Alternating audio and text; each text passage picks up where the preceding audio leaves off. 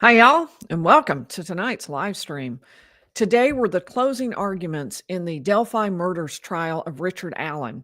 And by the grace of God and the kindness of Truth Seeker, who yet again gave up her seat for me, I saw every single minute, and I'm going to bring it all to you tonight. I took unbelievably detailed notes, and I'm going to take you through what the arguments are to try to make you feel like you were there. Both sides did really well. I heard many people pro defense who thought the defense did better. People pro prosecution thought that the prosecution did better. I'll tell you what my thoughts are when we get to the end and kind of as we go through. But let's go ahead and dive in. I want to say a special shout out to the first 5 in the chat tonight: Rachel, L. Jane, Dory, Bama Queen, and Patricia. Welcome to all of you. I have to give an enormous shout out to the line sitters who helped me get seats today, and the Truth Seeker who gave up her seat. I mean, I can't even begin to say how much that meant and how much I appreciated it. And we all really need to feel that way, because I couldn't be doing this or bringing this information to you had Truth Seeker not done that. Also, shout out to Ralph and Rose, who have line sat over and over. Is that a word? Line sat. Jen, who's been running the whole thing. John, who's been there repeatedly. Robin and Debbie, I met today. And then Jeannie 3 Wishes brought donuts. So special shout out for that. They were really good. If I had 3 wishes, definitely one of the 3 would be for those donuts. They were great. So let's get started on what happened today at closing arguments. And we started out with case-specific instructions, and those were simply telling the jury what the counts are against Richard Allen. There are 4: felony murder, murder while attempting or committing a kidnapping, 1 against Abby, 1 against Libby, and then knowingly or intentionally committing a murder. And there was 1 for Abby and 1 for Libby. And the court just went through the elements for purposes of the felony murder. It has to be that Richard Allen killed Abby Williams, or in the Libby German case, the count Libby German, while committing or attempting to commit kidnapping, which means a person who knowingly or intentionally removes a person from one place to another. Now, I don't think there's going to be significant question about whether or not they're going to convict Richard Allen of that if they believe he is the person who did it. In other words, I don't think they're going to have a hard head-scratching time over whether or not there was a kidnapping. I think there clearly was. The question is going to be, was it Richard Allen? That's what they're going to be figuring out in the jury room. Then for the other count, murder, knowing and intentional, Richard Allen knowingly or intentionally killed, and then either Abigail Williams or Liberty German. And intent, she defined as conscious objective to engage in conduct. You intended it. You meant it. So she also reminded the jury that there is no duty on Richard Allen to testify. So it would be inappropriate. They can't presume that the fact that he didn't testify means something. They have to just ignore that. So then we got straight into the closing argument by the state. And I will tell you, and I guess I'll just do this kind of as we go through, I thought it was very well done, very powerful. It was organized. It had a theme. It had specific points. He had a PowerPoint with it, and he used the PowerPoint to remind the jury of the key pieces of evidence that the state thinks most connect Richard Allen to the murders of Abigail Williams and Liberty German. And he started out saying it was a day the county will never forget. They were both, that both girls were murdered by Richard Allen, he alleged. They were having a day off school, playing around the house, playing with the new puppy. And Libby said, hey, let's go to the trails. Her sister, Kelsey, gave them a ride. And Libby's last words to her grandmother were, Grandma, it's going to be okay, which it most clearly was not in the end. And then the Snapchat pictures, he argued, sort of told the tale of what happened. That at 1:48, Kelsey dropped the girls off, and Liberty German's phone was unplugged, probably from in the car or maybe even at home before she got there. But at 1:48, they were dropped off. Then about 3, Derek, the father of Libby arrived to pick her up. Libby had texted him saying, "Can you pick us up?" And then she was a no-show. She and Abby didn't show up where they were supposed to meet Libby's dad. And so he started texting, calling. They weren't responding. And about 3:30, he called grandmother Becky. And soon Anna Williams, Abby's mother, was also contacted, and everybody began searching the trails, trying to figure out what had happened to the girls. After 5, the family called in law enforcement to assist. And then they, shortly after that, a bit later, went to Brad Weber's, and Brad Weber owns the property where the girls were abducted. We know that from the fact that Libby took a video of what we believe to be the actual abduction. I think both sides believe that to be the actual abduction. So, and it's not super clear. It was enhanced, and once again, the video, the enhanced and the other one, were both shown to the jury. So Derek, so they all began searching. By now, the fire department is searching with the family as well as law enforcement. And the prosecution made the point, no one is looking for bodies. At this point, everybody's looking for girls. The defense took that to mean that they were all looking, they didn't find the bodies because they were looking for girls standing up and walking around. I didn't take it that way. I took it to mean just we thought the girls were still alive. At that point, there was hope. It wasn't a belief that they had been murdered. It was a belief that they simply were missing or maybe had gone off with friends. That was more of what people were thinking. So they called off the search about 2 a.m. and started up again about 7 a.m., searched until noon, at which time Pat Brown found the bodies of Libby and Abby. They were lying in the woods, and they were not far from the creek, but they were up from the creek. It was a very hilly area, and they were located up above the creek on the opposite side from where they had been kidnapped. So there were also pieces of clothing that were found in the creek. Tie-dye shirt, shoe, and other clothes were found right there in the creek. The witness, the person who found the bodies first was Pat Brown. Next came a member, I believe it was of the fire department, who walked right past the bodies and said they were kind of hidden. They weren't easy to see. The prosecution is pointing out that from the opposite side of the creek, it would not have been possible to see the bodies. There's a disagreement between the prosecution and the defense about when exactly the bodies got there. The prosecution says the bodies got there that night, that afternoon, within 20 minutes of the time that the girls were kidnapped. They were already being murdered. So it was very quick. Whereas Richard Allen believes it may have been overnight. It may have actually been when the search was called off and before the search began again. So at that point, the prosecution said technicians came in to document the scene. They did just one girl at a time. And the reason that they're so focused on that is that the jury has shown in question after question that what they were doing is paying attention, that the jury wants to know that law enforcement was paying attention to the details, that every piece of evidence was cataloged correctly and is being produced as it originally was to the jury and was used that way in testing. So they've shown over and over that that's a huge concern of theirs. So the prosecution was trying to address that. Libby's phone was found under a shoe underneath Abby's body. It was covered in leaves and water and dirt. The reason for that is the headphone issue brought up by the defense. We'll get to that in a minute. And there was a bullet found between the bodies, between the feet of Libby and the feet of Abby. Now, in that brief video at 2:13, it's about a 43-second video, we know that Libby said something along the lines of there's no path. And she had been ordered to go down, but was saying where there's not a path to get down. And the video she shows it's quite steep right there. So and the prosecutor, Nick McClellan, talked through the fact that in that moment, as she was forced down the hill, you can see and hear the fear in both girls. And I think that's entirely true. And he argued that a gun was being used to intimidate the girls.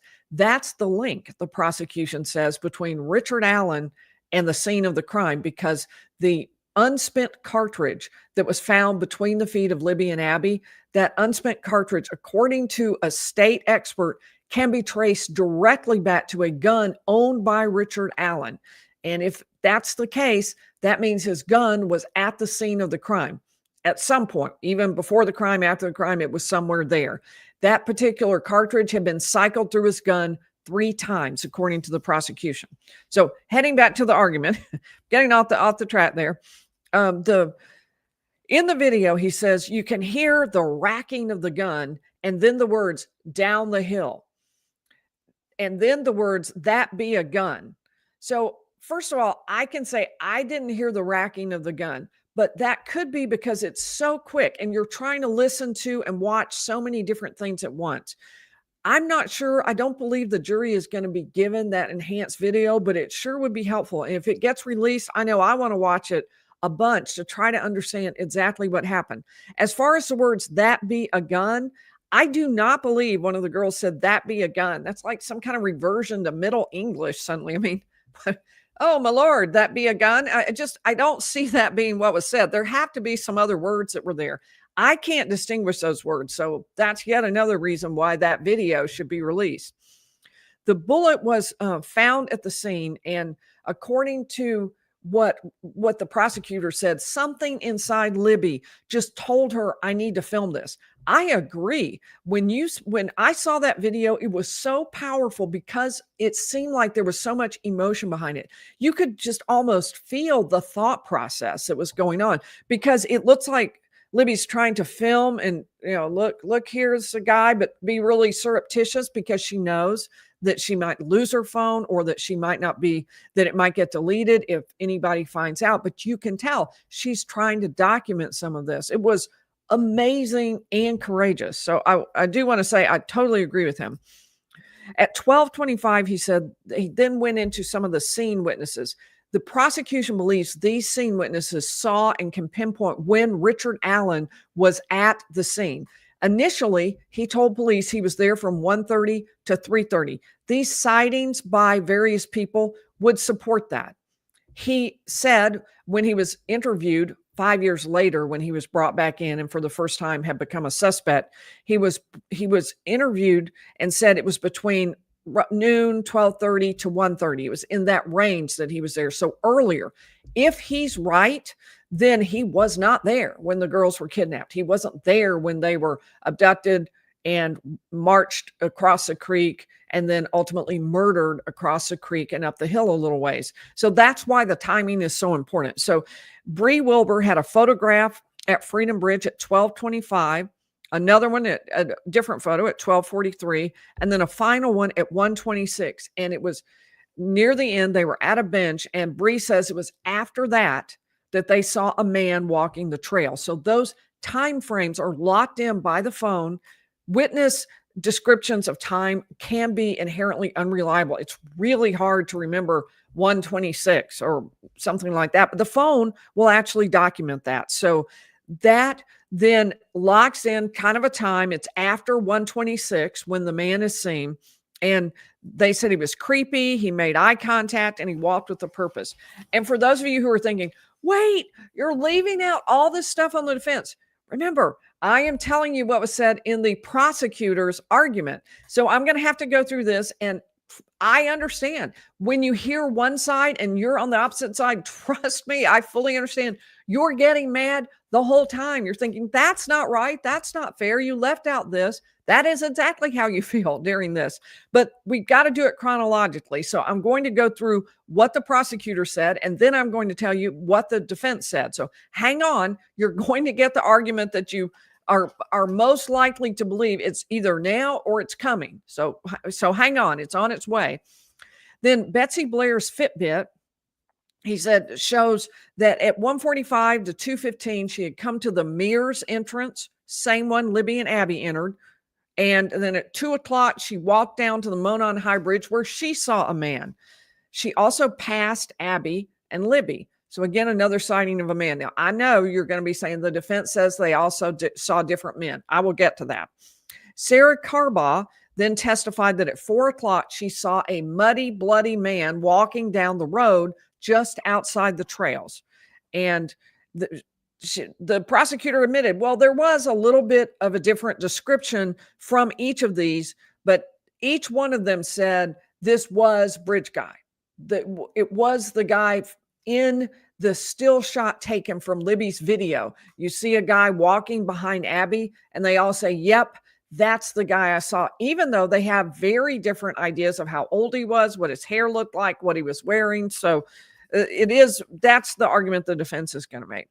So they then I think he was a lieutenant named Cecil extracted information from the phone at the scene. He got health and Snapchat and location and GPS data and showed that Libby and Abby were moving as they got to the trail. Then, of course, there was that video at 2:13, and the GPS connected to it shows they were at the Monon High Bridge. It wouldn't have to. You can see the bridge. Their walk, Abby is still on the bridge, as is the man, and Libby is just off the end of the bridge, it looks like. And then the movement stops, abruptly stops, all movement of Libby's phone at 2:32. And according to witnesses for the prosecution, and I'll head off on a tangent in just a minute, but according to the witnesses, first of all, they believed Abby was killed and did not move after that. They believe, and she was, in fact, on top of the phone, meaning that the phone had to be under her and not moving as of 2:32. Now, she theoretically could have been killed somewhat later, but she was killed on top of the phone. That's the point that they're making. And that is an extremely short time frame for the entire murder of two girls to have happened. So we went through then a timeline. You know, I'm a huge timeline fan. 12:25, Bree Wilbur arrives, walks toward the Monon High Bridge. At 12:43, she arrives at the Monon High Bridge, takes a photo. 1:26, she takes a picture at the bench on the trail. After that, they run into Bridge Guy. At 1:46, Betsy Blair passes a video camera located on a nearby store, the Hoosier Harvest store. And she also takes a photograph. She passes that on her way to the entrance. And then she walks toward the Monon High Bridge. And on the way back, she goes to the Mears entrance again. Kelsey's, and at 1:48, this is 2 minutes after Betsy Blair passed the Hoosier Harvest store video, Kelsey's car passes it. And that's just after she has dropped off Libby and Abby. Then at 2 o'clock, Betsy Blair reaches the Monon High Bridge. She sees a man there on the first platform. Law enforcement believes that man is Richard Allen. She turns around, she heads back to Mears, passes Libby and Abby. So you see that the prosecution has put Libby and Abby and the man on the first platform there right at the same time. And they argue that man that was seen is, in fact, Richard Allen. Then that would be about the right timing as she passes the girls something after 2 o'clock. And at 2:13 is when Libby takes that video, and you can see the man right behind them. So at 2:13, as I said, the video begins. At 2:32, phone stops moving, and at 3:56, Sarah Carbaugh passes the muddy, bloody guy who looks, quote, like he just slaughtered a pig. So he says, okay, what do we know at this point? And he stops and he turns to the jury and he says, here's what we know. Bridge Guy is on video. Bridge Guy kidnapped Libby and Abby, and then they died. And Bridge Guy is guilty of felony murder. Now, of course, it's still got to be connected to Richard Allen, because Bridge Guy killing the girls is not the same as Richard Allen killing the girls. And again, let me say, I'm covering the prosecution argument. You will hear the defense argument in just a minute. 2022, Kathy Shank of Volunteer Organizing Tips came across a lead sheet from Dan Doolin from all the way 5 years ago, right after the murders had happened. And at that point, Richard Allen had voluntarily come forward and said, I was on the trails between 1:30 and 3:30. And that said he ran into some girls on the trail, believed to be Bree and Riley Voorhees, although I heard from someone today a theory that it was another 3 girls. I had not heard that before. Then at that point, when Kathy Shank finds this file that was in a drawer and realizes no one has followed up on it, she takes it to the sheriff, the person running for sheriff, who is presently a deputy, Liggett, who follows up along with Steve Mullen. And they then look up his DMV, discover he changed his height and weight, although frankly not by a lot, from 5'4" to 5'6", and he changed his weight by like 15 pounds. So, and they also looked up the video on the Hoosier Harvest Store and discovered what they believed to be a vehicle that could be his, a 2016 Ford Focus, driving by the Hoosier Harvest Store right at the time frame that would put him arriving at the trail at 1:30. So they believe they can pinpoint that that's when he got there. His later story that he was at the trails and left by 1:30, they believe is not true. So they say then through your questions, Nick McClelland tells the jury, we found out that the only Ford Focus 2016 black registered in Carroll County in the 2016 to 2017 timeframe was Richard Allen's. That wasn't quite, I'll go ahead and just throw in, that wasn't quite fair because in fact, they did a survey in which there were a number of model years that had a similar body and would have looked pretty much the same. And they did a survey of 5 counties around. So if you add all of those in, it was a lot more than just one. But if you limit it to the 2016, and of course, there's no way on a video to know that's the 2016 unless there's something unique about the body or about the vehicle, which they testified there was not. So Liggett took photos of Richard Allen's car at the CVS, and then there was and he wanted to point out specifically something unique about the wheels on the car, which I believe is true of the wheels on every 2016 Ford Focus, which is you can see through them. That's how the wheels are manufactured. And so they wanted to point that out on the Hoosier Harvest Store video, and he showed that. You know, this was actually the first time we had seen several pieces of evidence because he put them on the screen. And before, a lot of these were passed out to the jury, and we weren't shown those. Or depending on where you sat, it might be that you couldn't see the screen. So it was interesting to see some of this for the first time. They turned then to the interview of Richard Allen on October 13th. He confirmed he was wearing the same clothes as Bridge Guy, they said. And I do want to, I'll throw in another thing about that. The same clothes simply consisted of a Carhartt jacket, jeans, and boots, which is pretty generic. I mean, I would bet many of the people walking the trails on any given day are wearing a Carhartt jacket, jeans, and boots. I don't think it would be all that specific. And to me, I'm not even sure how they knew for sure it was a Carhartt brand jacket, but apparently that's very popular around here. In fact, someone sitting right in front of me in the courtroom was wearing a Carhartt shirt. So, and it was not someone who is pro-defense. So on the trails, they went to the first platform, the Mona, he said, Richard Allen said, told them in the interview, he went to the first platform on the Monon High Bridge and he didn't see anyone else except those 3 girls. He didn't see any other men walking the trails who might have been the real killer. And he said his time was 12:30 to 1:30. And the prosecutor argued he was more and more hostile as the interview wore on. He refuses to let them take his phone and said, if that picture is taken with the girl's phone, it's not me. I watched that interview in its entirety as shown during the trial. And I will say that is not my impression. My impression was this was a guy who seemed like he really was denying it because he felt like he couldn't believe he was being accused of this. That at his home, they found things like knives, box cutters, a blue Carhartt jacket, cell phones, and all of that seems very generic, especially knives and box cutters. They also found a Hope box with a .40 caliber bullet in it, the same brand and caliber as a bullet found at the crime scene. I think actually a better term would be cartridge.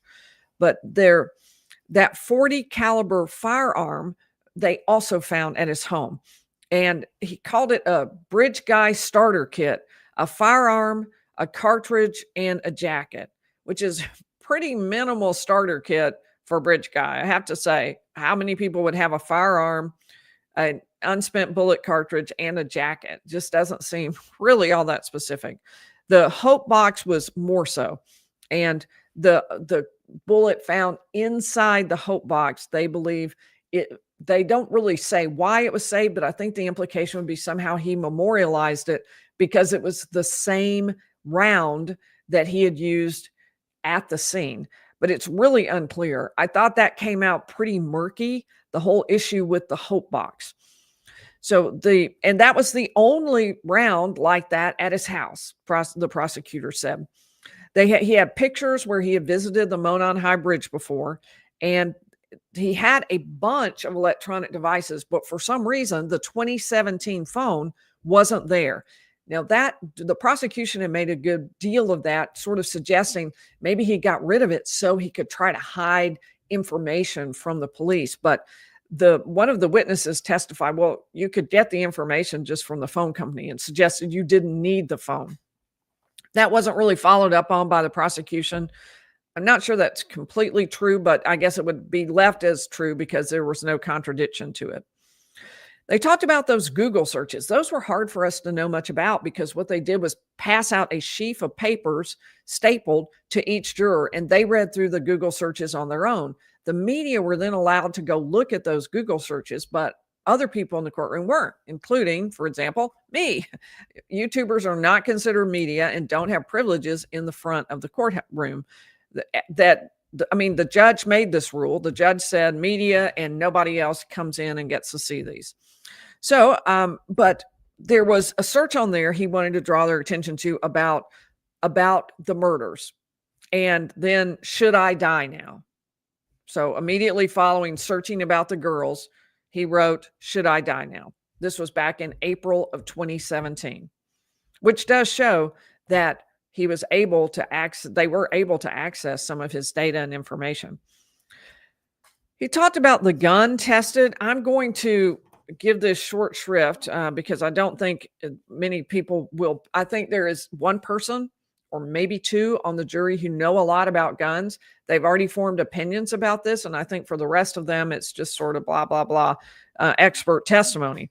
So this gun, the prosecution is convinced that this gun traces straight back to Richard Allen's gun. Sorry, the unspent cartridge found at the scene, direct connection, fingerprint, almost, back to Richard Allen's gun. Now, they denied fingerprint, but that was certainly what law enforcement got the impression of when they first interviewed this expert for the state. So they think that gun at the scene came from Richard Allen's gun. Darn it. The cartridge at the scene came from Richard Allen's gun.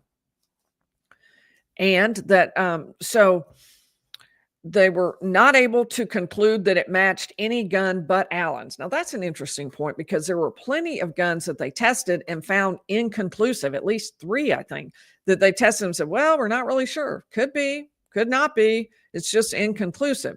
So it wasn't that they eliminated those. They said they found a match with Richard Allen's, but they never actually eliminated several other guns. I think it was 3. I think yesterday there was a juror question about did you realize, to one of the experts being put on the stand, one of the defense experts, must have been 2 days ago. Did you realize that one of the experts, the ballistics expert, had her work verified by her boss? That was a definitely pro-prosecution question. I don't see how you could take it any other way. So the prosecution went back to that and said, as you know, she had her boss verify her results 3 times. And they believe, all of them, she and her boss, not all of them, both of them, that this cartridge is directly connected to Richard Allen's gun. And that she had never been wrong in her entire career. Which wow, that's impressive. That is not true of me in my career, but I guess that's her record. On October 26th, then, he had his second interview. In 2022, this is, again, 5 years after the events happened, 5 years after Libby and Abby were murdered. And he did lots of things to kind of lock himself in. He said, I never loaned out my car, never loaned out my gun, never loaned out my ammunition, never loaned out my cars, thus limiting it to whatever they found in his house belonged to Richard Allen. And he had no explanation for why there was a bullet at the scene. He they believed, had used that gun to force the girls to comply. He's, I'm going to, I've got a gun. And then they did whatever he told them to. The prosecutor called it power over the girls. Then he got angry, and this is during the interview. I'm back to the interview. He got really angry, and they sent his wife in, and he talked about the interaction with Richard Allen's wife. I happen to agree with him, and you may even remember a couple of days ago, I called this out. I said, I did think this was a little weird when they played this. They send the wife in, and instead of saying, you believe me, don't you? I had nothing to do with this. He says, you already know I didn't do this. You know I didn't do this. He states it affirmatively. And you can see from her body language that she has lots of questions. She comes in, she hugs him, and then she just sits sort of still and to herself while he's over here, not leaning in like this is the worst thing ever, not a team. She's separate and over here. And her body language speaks to, and she asks a few questions like, well, you know what they're saying? They're saying that your gun matches something found at the scene. And she's saying things like that. And he just says, you know that I didn't do it. And it was a little odd. I thought that at the time too. So he mentioned that in closing. They went to the safekeeping, the fact that he was held in a prison instead of a jail and in pretty harsh conditions, which became a real focus of the defense. That he was moved to that, they said, to keep him safe from threats, presumptively from other prisoners, although frankly, we never really got any details about why they did that. Then on the 2nd of April of 2023, this is after he's arrested, after he's in the prison and has been for a number of months, he informed his mother that he had given himself to Jesus and found the Lord. And Richard Allen said this to his mom. Then the next day he confessed to his wife, I did it. I killed Abby and Libby. And at this point, they played the audio. And let me go ahead and see. I think I can add this to the stage. So let's see. We don't have the audio, but I have as close as I was able to get to the writing down everything that was said in this. So this is as close as I was able to get. This is a timeline I made that shows both the confessions and the interplay with the weird behavior when he was in prison. And it also shows various interactions with camcorder video that was shown to the jury. I've got a bunch of things in here. So we'll go ahead and look at the part that matters for us today. We've been using this for several days. If you haven't been with us, you probably enjoy going back and looking at some of this. So this out on 4/3, here's what he said. I did it, to his wife. She said, what? I killed Abby and Libby. And she seemed stunned, not stunning. She was probably stunning too. And says, no, you didn't. She tells him, you're not well. He changes it to, maybe I did. And I think I did. And she tells him they're messing with his mind and asks, why did you say that? And Richard Allen says, because I think I did. I wish I knew. I don't know. And she says, exactly. There's something wrong. They're trying to get you to say things.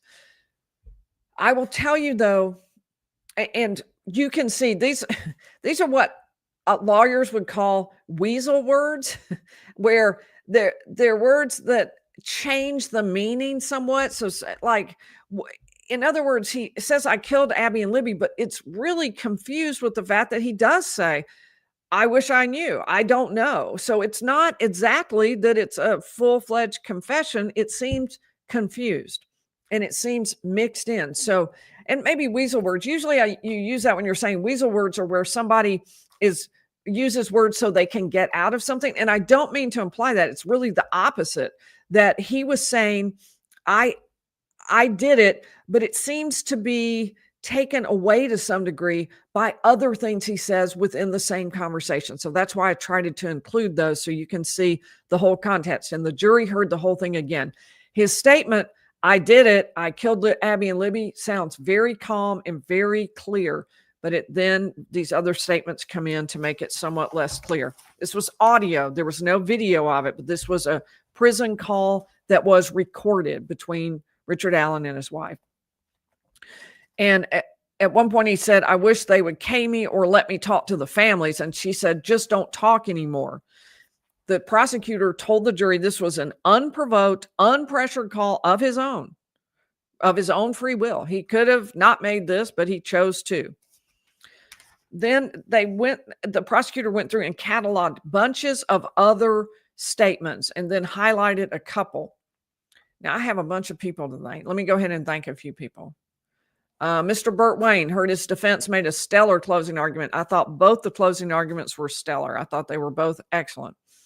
Jen Nanny, super sticker. I do have opinions about how they did or things I would like to see included that weren't included. So I'll get to that at the end. I'll save that for the end. Jen Nanny, thank you. And Kelly, thank you as well. Oh, thank you. Lisa is coming to sit in the line right now. Thank you. Thank you, Lisa. I so appreciate that.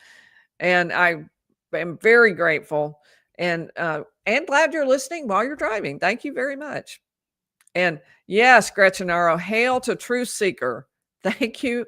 Thank you to Truth Seeker. It's because Truth Seeker, who lives up to her name, just allowed me to take her spot. Otherwise, I would not have gotten in. I exhausted everything. I had nothing left, and I just wouldn't have gotten in. So I'm so, so grateful.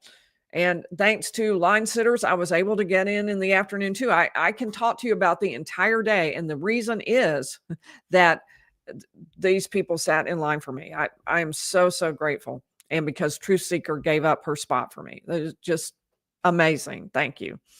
So I totally agree with you, Gretchenaro. And Audra, thank you so much. And Jet T also saying, thank you, Truth Seeker and the line sitters. Yeah, we would not have this. Thank you to them. Friend of St. Frank, get some rest fun. I have to say, I'm pretty worn out. I am glad to see the trial moving to an end and wondering, as you are, when the jury will come back. I'll give you a few musings on that at the end. And thank you, Kevin, for gifting 5 Lawyer Lee memberships. And I'll read one more, and then I will head back into what was said by the prosecutor. Mr. Burt Wayne, if in shock or shaken, it's easy to mince words. Well, that is probably true. And I think that's exactly what the defense is arguing for why Richard Allen confessed. All right. So they went through Dr. Walla, the prison psychologist who documented what he said were what Dr. Wallace said that Richard Allen said about the crime. One in particular on April 5th, which was, by the way, the height of his period of psychosis, when he said his intentions were sexual. He didn't think he had sex with them, though. He thought they were 18 or 19, but they could have been as young as 11. And then more confessions on April 7th and 8th and 9th and the 22nd and the 26th and the 29th. And on that one, he talked about box cutters that he said he stole and then left in the trash of the CVS where he worked. He also said he was only planning to R the girls, but got scared and panicked. Then another confession on the 3rd, a huge one. And we'll go ahead and move to that one because it's a big one. Sorry to make you dizzy with this, but I want to get to that spot. Okay. So this was by far the most specific of all the confessions. The ones to his wife and his mother, not even close. So that he saw his parents in the morning. They were going to go to lunch. Instead, he bought a 6-pack and drank 3 and finished the rest later. He bundled up. He went to the trail where he laid in wait, which would have to be when he sat on the bridge, I guess. He saw the girls and followed them on the bridge. And how did he know they would be there? I guess, was this just a crime of opportunity? If 2 girls hadn't come by, it would have been a different deal. He thought they were older. He saw the girls and followed them on the bridge. He thought they were older. He was going to R them, but he saw a van, which scared him and caused him not to follow through with the planned R. It caused him to cross a creek, cut their necks, and he made sure they were dead. He covered their bodies with tree branches. He exited by keeping off the trails so as not to be seen and returned to his vehicle. He managed to continue living life as time passed by. So I will say, I do feel like, and I'm going to go ahead and make this, I do feel like the defense did not give the jury a clear enough understanding about those documents in the cell that might have given him some of these ideas. One of the things that the defense believes is that he had just, well, everyone believes he had just received his discovery when they started confessing. But of course, not everybody, what is discovery? You might not even know what that is, right? Well, discovery is the documents and it could also be depositions, but it's the usually when you talk about discovery, it's the process where the two sides exchange information. So in this case, a discovery would be all of the documents and the photographs and the cell phone information and the data that came from law enforcement and was handed over to the defendant. So what they're arguing is, the defense, he knew these things not because he was present at the scene, but because law enforcement told him this by handing him the discovery. When the prosecutor sent this discovery and it was sent to his cell, and the defense would argue, for the first time, saw these two girls lying there. He saw sticks on them. And then in his psychotic brain, because it is acknowledged that he was psychotic at this point, that in his psychotic brain, he somehow became the person who was in the pictures, the person who caused this. That's the defense argument, that he wasn't truly the perpetrator, but he was in his confused mind thinking that he was. He believed that he was that person.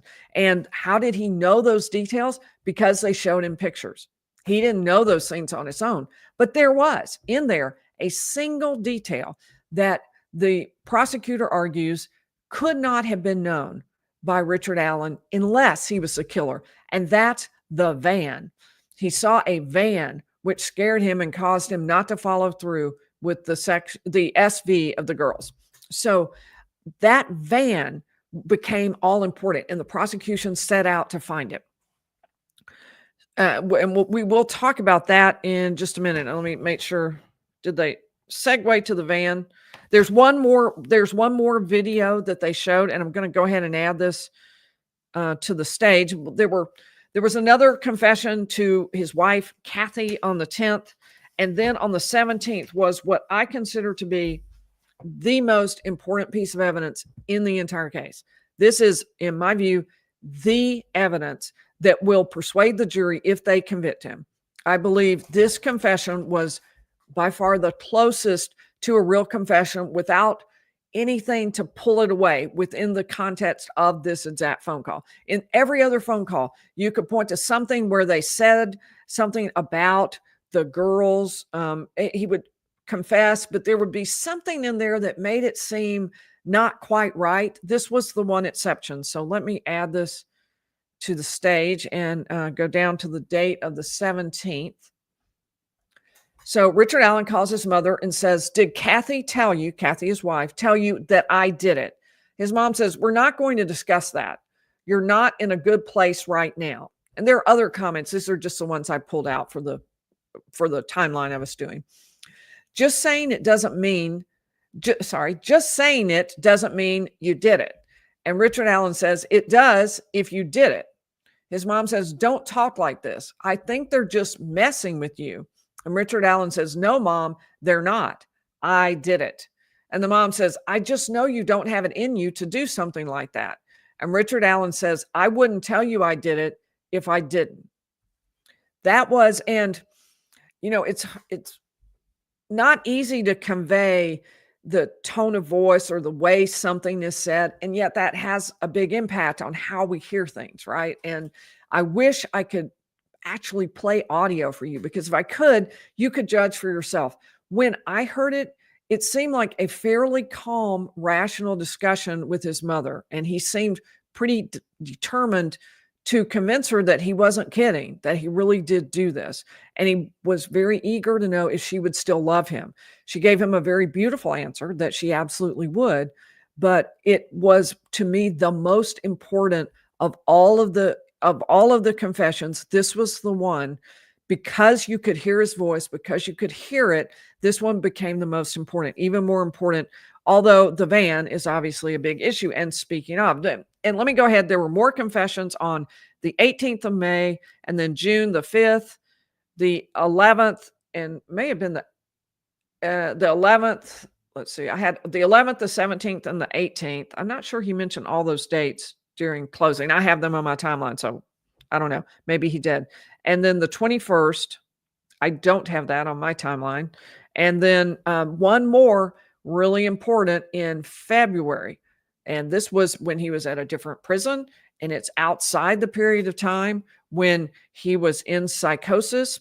There were questions from the jury about whether or not you could go back to being in psychosis. If you had been out of it, could you go in and out? So they were obviously wondering about that. But here's what he said in that confession. They didn't read it. I just want to point it out. I'm sorry for what I did. I am sorry for killing those girls. So, and then at 10:15, I'm sorry for Kane the girls. So those are the things that were said. Now, he didn't go through that one specifically with the jury. I'm just letting you know. They got into that question then about the van. Huge issue in the case, became very big. The van was on a private drive. So basically no one went down that. And sure enough, the person who lived on that did have a van. And he said he drove by about 2:30. That became hard fought in the case. Did he in fact drive by 2:30? Because earlier in the case, initially he did say he came straight home from work, which would have been about 2:30, and he drove by. That would put him in the place where maybe he could potentially startle Richard Allen. But in an interview shortly after that, he told the FBI, an FBI agent, that nope, he had come home. He had gone out to service his ATMs first, and only then had he come home. So in which case he wouldn't have been there at 2:30. And that became pretty hard fought. The defense had a hard time bringing the witness who would say that. So, and this particular witness, Harshman, law enforcement, also said after listening to all those phone calls of Richard Allen with his wife and his mother and anyone else he talked to, that he believed Richard Allen's voice was the voice of Bridge Guy. I thought that was, I don't know. I had a hard time hearing the voice, much less determining that that voice was so much like Richard Allen's that it would match. So, but that's what he testified to. All right. Now, he then gave sort of a final, final, where he talked about this day started out like any other day, that Bridge Guy stole the youth and the life away from both Libby and Abby. That Richard Allen arrived about 1:30. He ran into Wilbur Voorhees. They perceived him as grumpy. They said he was walking with a purpose. And Betsy Blair said she saw a man who looked like he was waiting for someone. He used a gun, racks it. He's the voice on the video. He pauses in movement for 7 minutes. There is a pause in movement for 7 minutes. So thought, let's take a look at that, because he is right about that. He didn't show that on the screen, but I have I have to stop sharing that screen and add a different screen, because I have a timeline we've been using too. So, all right. So what we have is, if you look at the 2:25 to 2:31 range, Libby's phone had movement. And from 2:31 to 2:32, it had movement. So starting at 2:25, there's some movement. The previous recorded time was 2:08 to 2:25 when it moved. And so where's exactly the 7-minute gap? I'm not totally sure. I see the phone moving from 2:25 to 2:31 and the phone moving from 2:08 to 2:25. So there may be something else in there. I don't personally see it, but who knows? I mean, we're all taking notes the best we can, but maybe I missed something, but I'm not seeing that 7-minute gap that he referred to. All right. So let's see what else. If there's anything else I want to tell you about his closing. He said that there was, he intended, Richard Allen did, to have his way with the girls, and the van scared him. He's taking that confession literally. He forced the girls across the creek to a secluded spot. Abby was nude and then was dressed partially in Libby's clothes. And then Libby was found without clothes. And he wrapped his gun, dropped a bullet at some point. Libby grabbed her throat and she begins to cry. And at this point, I was sitting right behind the family of Libby and Abby, and they both the mother and grandmother were just deeply affected by this. And who would not be, right? Who could even conceivably not be? He said all the pieces fit together in terms of the case, and Richard Allen went on living like nothing had happened, and for 5 years lived right here in Delphi, right among us. And until he finally confessed and gave details only the killer could know. And he should be found guilty on all 4 counts. So I'm going to take a minute and thank more people, and then I want to get into the closing argument for the defense. So for all of you who have been listening so far and you're really mad because all those things were wrong and they didn't include this and they didn't include that, and that was the prosecution argument. That's why it's not included. And now all of you are prosecuting, you'll probably be getting mad now. But I will tell you this, you can't understand what the jury is thinking or why the jury makes its decision unless you hear both sides. It's the process of hearing both sides that lets that jury be able to make a decision. They don't come in, at least hopefully not, with a bias. They don't come in thinking, I'm already pro-prosecution or I've heard enough, I'm pro-defense.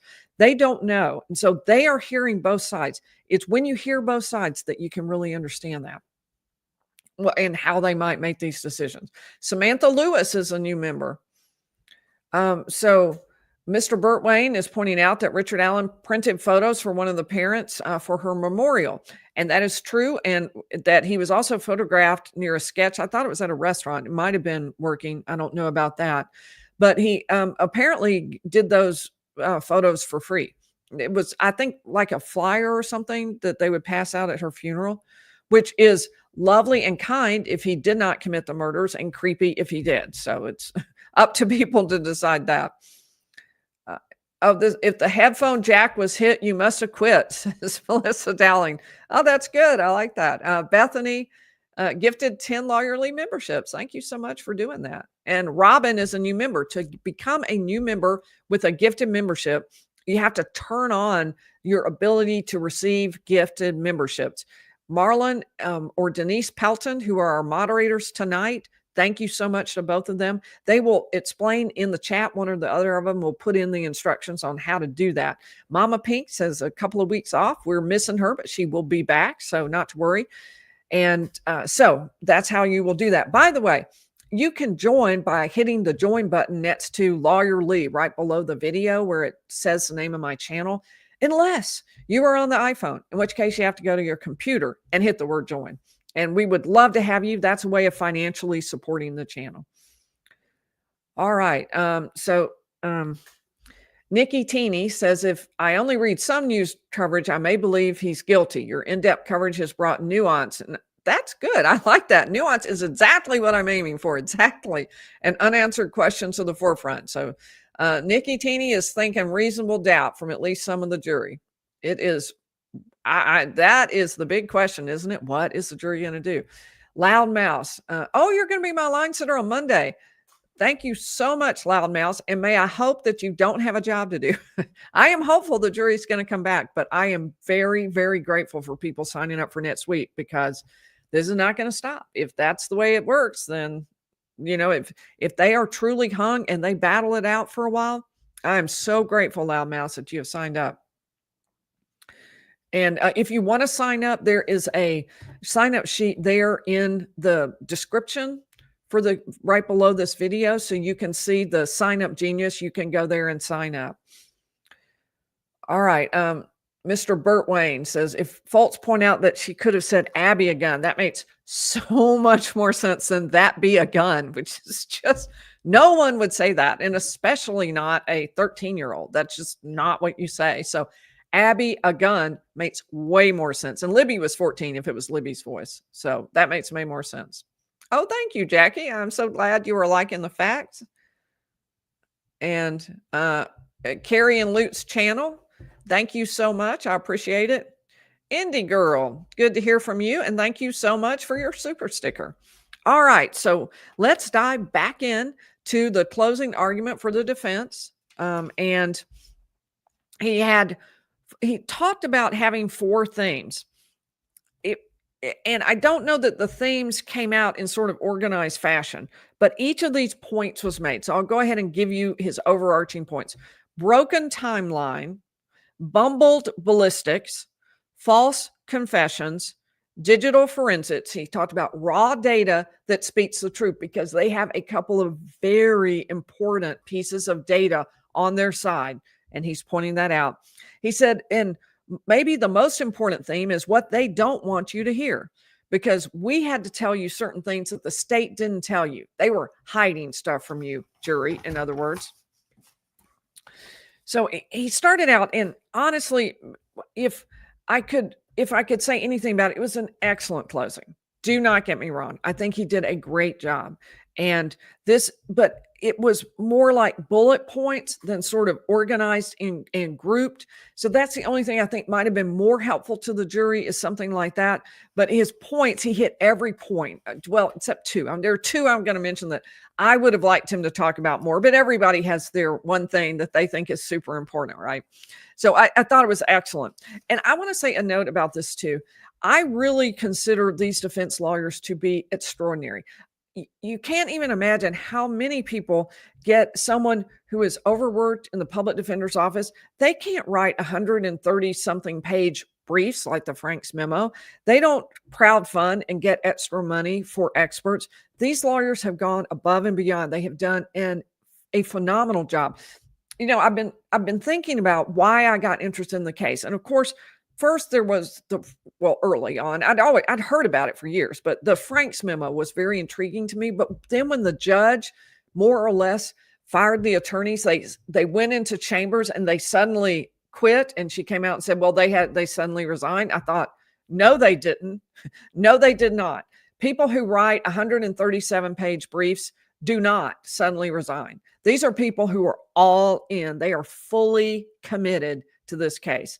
And I don't believe that they just resigned. Something went on and she, told them they had to get out of the case. I think that's what happened. And so that was the point at which I was like, wow, I think something's wrong, because I felt like they should be given encouragement. They should be appreciated for what they had done. It was extraordinary. They won't receive payment for all of that. They'll receive some payment, but they're not going to receive dollar for dollar for what they've spent. And that matters so much for our system, that lawyers will step up and do that. And I thought, wow, I think these people deserve praise, and I can't believe they were removed. And that was the point at which I was like, I have to follow this case. And that's, that is sort of the beginning of when I thought I need to make sure, I need to know that he received a fair trial. And I'd like to be able to tell you about it and talk about it, but I couldn't, because it was behind closed doors, more or less. Unless there was no television, unless you came to the courtroom, you weren't going to be able to see all of what was happening. So let's move into this. He talked about the state's refusal to have that height analysis. There's that picture, that image of Richard Allen on the bridge, and there is a way called photogrammetry where you can compare the things around it to the height of the person. One issue would be he was kind of leaned forward, so that might make things a little off. They apparently priced doing that for the state, and it was going to be $10,000, and it could only measure within a couple of inches, so they decided not to do that. And he says, well, that would have been maybe something that would have gotten us off the hook. You should have done that. They did hours and hours of interview in 2017 and then lost it. So this is the month after the crime was committed. The most important month of any investigation is the one right after the crime has been committed, because you're going to get people who change their stories. You're going to get people fresh. You're going to be a lot. There's information that's going to carry over and be useful to you in the future. But all of that was lost. And the forward focus of 2016, they said only in mid-trial did they bother to go look and see whether there was a DMV search. I personally didn't think that was all that big a deal, because whether they did it mid-trial or not would annoy the defense no end, but it didn't really matter to the jury as long as they got the information. He talked about the witness that the defense brought, Brad Heath, who saw the unusual car that day. And they're saying maybe that unusual car, it was an older model vehicle, old-fashioned car, and maybe the killer was driving that car, that old-timey car. And two people saw it. And so they put up Betsy Blair, who also saw it. She'd already been put up. The state didn't ask her about that car. But they did get out of Betsy Blair her description of the person she saw. Remember, she saw somebody out. She is the one who saw the person on the bridge, I think. He was a beautiful man, boyish, with brown curly hair and not short, which is like that is not Richard Allen. He's older, he's not boyish, he doesn't have brown curly hair. At the time, he was very close shorn and is again today. He had a big beard at the time, and he was short. He was only 5'5", according to his attorney, so somewhere between 5'4" and 5'6", depending on which time you believe his fishing license. And Sarah Carbaugh, boy, he went after Sarah Carbaugh. Let me tell you what, she was a witness who did have a lot of trouble. There were a lot of contradictions in her testimony. And he said, I have to take a breath before I talk about her. I think he was trying to pull the jury in, but no one laughed. So I don't know if that really was working. He talked about the first time she was interviewed, she mentioned that the man she saw walking along the highway was muddy. 11 times she mentioned it. Second interview, she mentions muddy. Not until the third interview does she say he was bloody. And then she doesn't even mention the muddy part. She's also said he had a tan jacket right up until the state showed her a picture of Bridge Guy. And that's when she said, oh, well, actually it was a dark jacket. That he tried to get that. He said, you may discount her testimony entirely. You were entitled to do that. He talked about the concept of incredible dubiosity and said, we in the law call it incredible dubiosity. I was like, wait, we do? I don't know that phrase. I do not know that phrase. I have never heard that. And so I looked it up. I think it might be an Indiana thing. I don't know. There may be other states that have it as well. I've not heard it in my home state, but the incredible dubiosity rule, I'm not sure it actually fully applies, but it sounds like it's for the appellate court to ignore what a jury has found because it was based on something that was just preposterous. You just absolutely couldn't believe it. And the standard for the appellate court is no reasonable person could ever reach a guilty verdict based on that evidence alone by itself. So the reasonable person wouldn't rely on that evidence alone. So in this case, I don't know if it fully applies because there was other evidence in the case and because this isn't an appellate court overlooking the jury. But then again, I don't know anything about it. So perhaps it also applies there. I just thought, it's like, wow, I got to look this up. That sounds really interesting. Incredible dubiosity. I'm like, I need to use that. That's a great phrase, but I don't know what it means legally. Incredible, not believable, dubiosity, doubting. So yeah, I could see it. So anyway, they thought the jury should ignore Sarah Carbaugh entirely. They said, we called David McCain. They didn't call him, and he told you he was there right around this time and out on the bridge. And clearly one of the witnesses who talked about, clearly they had seen David McCain. I think it was pretty obvious. They talked about the camera around his neck, and it just seemed like, yep, that was David McCain out walking on the bridge. So there's another potential guy who could be confused with Bridge Guy or confused with Richard Allen. But apparently no one thinks David McCain was even an option to be Bridge Guy. I don't know if it was his age or what, but no one thinks that. So Cheyenne Mill and Shelley Hicks also testified. They were there toward the later time frame. And what they're trying to show is there were a lot of people there on that bridge right around the time that Abby and Libby were kidnapped. How? If all that happened was they were taken down the hill, someone is attacking them in SV and then murdering them, somebody would have heard it. You've got Cheyenne Mill there in the 2:50 to 4 o'clock range. Shelby Hicks there at maybe 2:30. You've got David McCain spending a half hour on the bridge somewhere between 2 and 3. All these people are there. Why does nobody hear or see anything? Defense is thinking, well, the reason is because the two girls weren't walked down the hill, through the woods, across the creek, and up the hill, and then murdered. Instead, they were walked down the hill to the road right below the bridge, and they were driven off somewhere. And that, according to the defense thinking, that's what happened.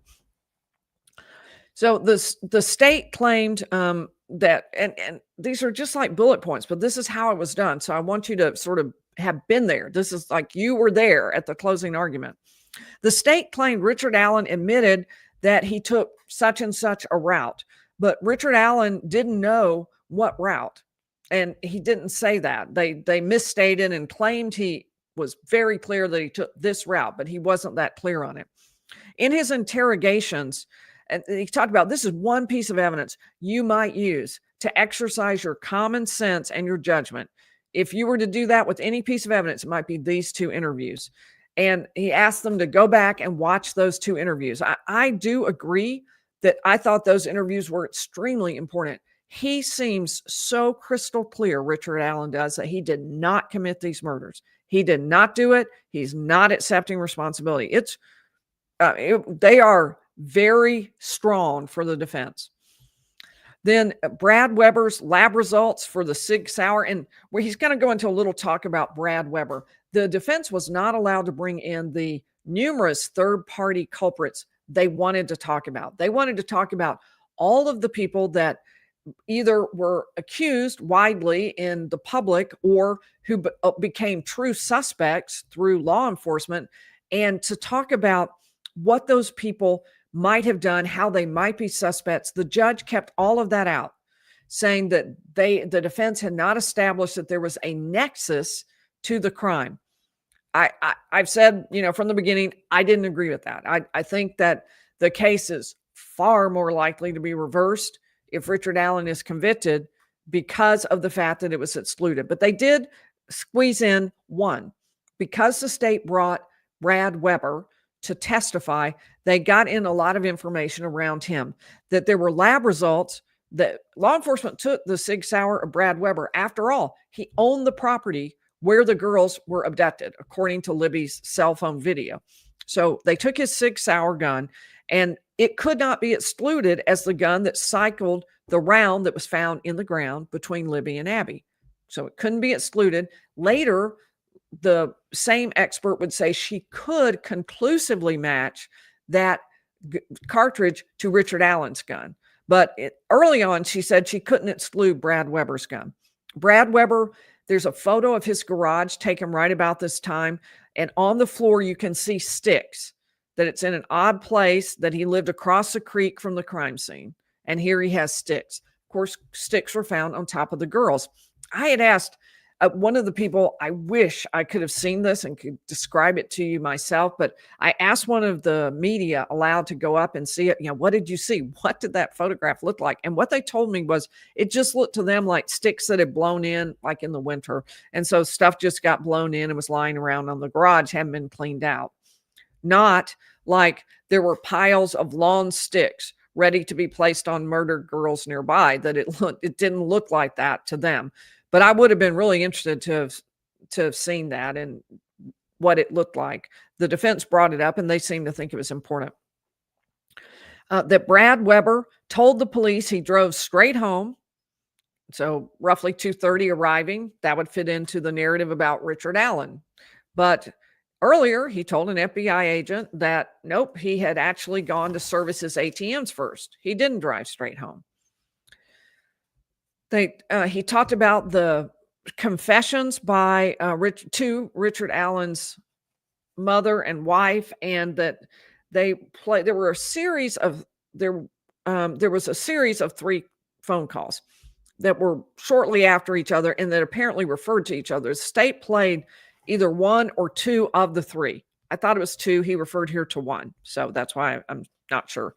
But they played that phone call, but they didn't play another one. And the defense argued about it, saying the judge ought to force them to put it in because you needed to hear all 3 for context. That was really important.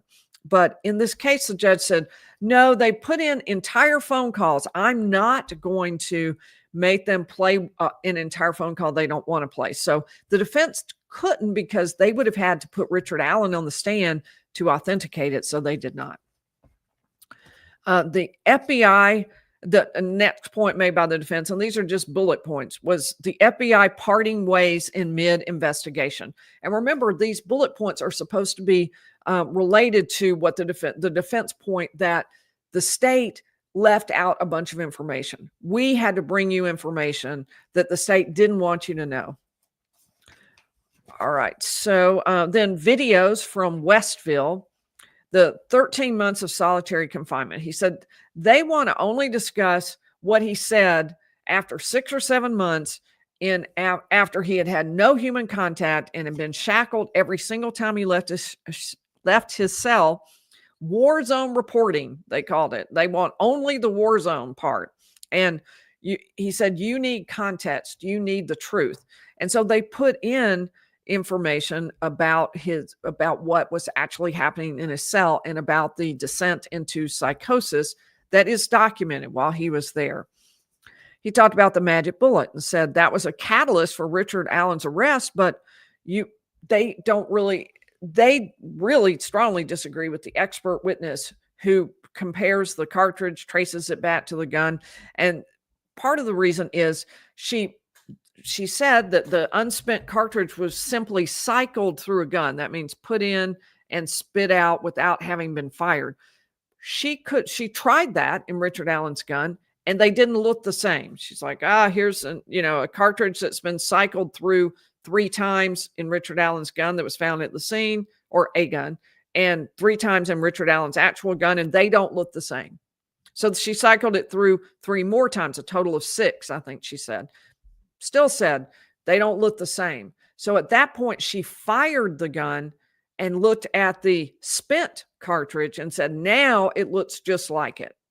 And the defense has a huge problem with that, saying you can't just compare a spent cartridge to an unspent one. Now, there was testimony about the fact that a lot of extra pressure gets put on when the gun gets fired. And so that's why you get a more distinctive marking. But it didn't take that distinctive marking to mark the cartridge found at the scene. So I personally also found that somewhat a little questionable. I would have had trouble with that as well. All right. So he talked about the fact that their expert had not done his own analysis, and the jury seemed clearly concerned by that. Why hasn't your expert done his own analysis? And I speculated it was because it's really expensive to do that. But so the expert didn't say, I tried it, it's not the same. Here are pictures. It would have been really useful. I just think it was an expense thing.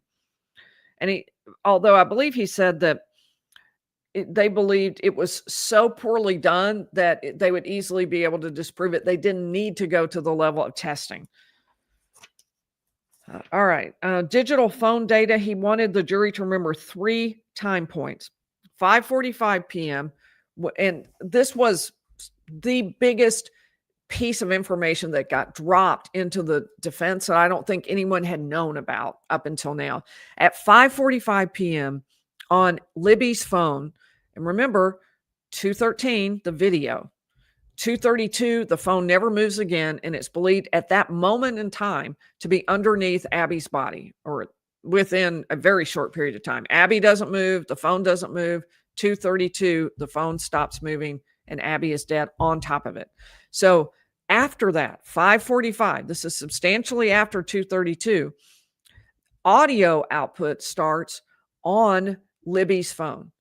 And the defense says the reason for that is someone has plugged in headphones. That's what's happened. Then at 10:32, it's removed. Audio output ends. That's inexplicable, the defense says, unless there's a human being there actually manipulating the phone. And without that, you're not going to be able, you're not going to have that input and that output. Then at 4:33 a.m., there is a moment when no SMS messages have been coming through to Libby's phone, and suddenly 15 download right in a row, all very quickly at 4:33 a.m. Again, the state says that's because someone has turned on her phone and then turned it off. All right. He also went into a category called desperation. He put the magic bullet that we talked about in that. The van. He said there's only one unique fact after months of therapy notes and video and phone calls, but only one that is not something that other people would know that he could have figured out in discovery, and that's this van. But just recently, running searches and talking to Brad Weber, they tried to fit that back into the narrative. In other words, no one was caring at all about Brad Weber's van. until it became all important because Richard Allen talked about this van. So Mullen made a cold call, but Weber brought text messages to prove his case before he even got to the station. So what that's about is the law enforcement, Steve Mullen, called Weber and said, hey, I want to talk to you. But Mullen said he didn't even tell Weber what he was going to talk about. And yet somehow Weber brought text messages to prove his case before he even got to the station. He brought information. But it was interesting, as the defense pointed out. They said, oh, well, he brought information to prove what he said. Well, I asked around, did anybody hear what was that evidence? We never heard what that evidence was, but somehow law enforcement believed him, but it wasn't really explained. And I'm going to go ahead and make a note for all of you who are pro-prosecution are like, Lee is only telling half of the story. True, but I already finished the prosecution part, and now we're on the defense closing argument. So if you want to hear just that part, you can scoop back and you'll hear all of that. I personally really like to hear both sides. That's my bent, and that's what I try to present on the channel. So you are now hearing the defense part and the defense arguments. He talked about the vehicle search for the 2016 Ford Focus while the trial was unfolding. That really bothers the defense. I do not think the jury will care at all when the search was done. The DNA, where they tested the hair in Abby's hand 1 week before the trial started, that I would put in a slightly different category. That was really problematic, that because everybody was handed this information in the middle of trial. They knew that it was a female and likely to be related to Libby. They knew that about the time the trial started. But after 7 years, there was a hair in Abby's hand and no one had tested it. It had a root so that it could be tested for DNA. It's astonishing that they did not. As it turned out, it was traced back to Kelsey, Libby's sister, and then there was testimony that Kelsey had loaned her sweatshirt to one of the girls, and so that could explain why there would be a hair in Abby's hand.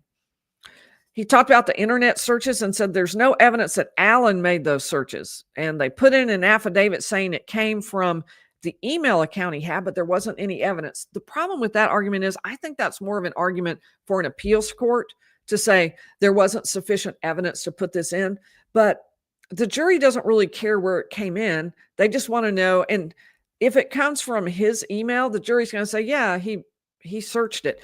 Legally, the appellate court may say, well, that doesn't count because they may look at it really technically, but I think the jury is going to say it's from his email account. He searched it. So the searches were not as serious as maybe the prosecution has sort of led us to believe that they were, that someone in Delphi was searching about the Delphi murders to find out more about it. He said, if that's the case, then half of the citizens in Carroll County will have to be incarcerated or charged. I've forgotten his word. And there was also some search about the killing of sacred deer, I think he said. And he said, that's a movie. So it didn't seem like, of the examples given today, there was that much in it. He said, this really bothered the defense. Remember that time frame between 5:45 headphones plugged in, 10:32 headphones removed? During the break, law enforcement who had testified and were testifying went out and Google searched, what could cause headphones to appear to go in and out. And they came back in and said, well, I read on Google that it could be dirt and water. Okay, that right there runs the risk of being really reversible. They were not named as experts. They're searching on Google, probably getting the AI summary or something like that, or maybe Reddit. There's no foundation for this. There's nothing to suggest this is expert or true. They're just throwing out there, well, maybe the reason that happened is dirt or water. That probably is the case. What the heck? I researched it too, and that's exactly what I found on Google. But that doesn't mean that you can just throw that in the trial. So that actually is a problem. Would it rise to the level of reversible error? Probably only if there are other things as well. But it did bother me that Google search was done. I kind of was with the prosecution. I was with the defense on that I thought that was inappropriate. All right. There was a Dr. Kaur who talked about the murder weapon. This also bothered the defense, that when he was deposed several months back, he talked about there were two different weapons used at the scene, a straight knife and a serrated knife. Well, that strongly implies that there was more than one person who committed the crime. And a lot of people believe that.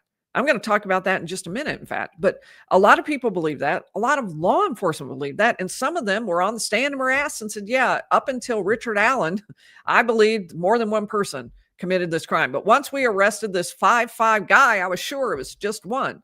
So Dr. Kaur said initially 2 different weapons. That's huge, because is the killer likely to pick up one knife, straight edge, kill a girl, change, get a serrated knife, and attack the other girl? It just doesn't seem. I hope that won't bother you sound-wise. But it seems kind of unlikely, more likely that there would be 2. But by the time he got to trial, he had a different theory. He believed that the marks he saw were the serrated rubber that is on a box cutter, and that it was cut her. I've been meaning to show y'all this because I thought it was important.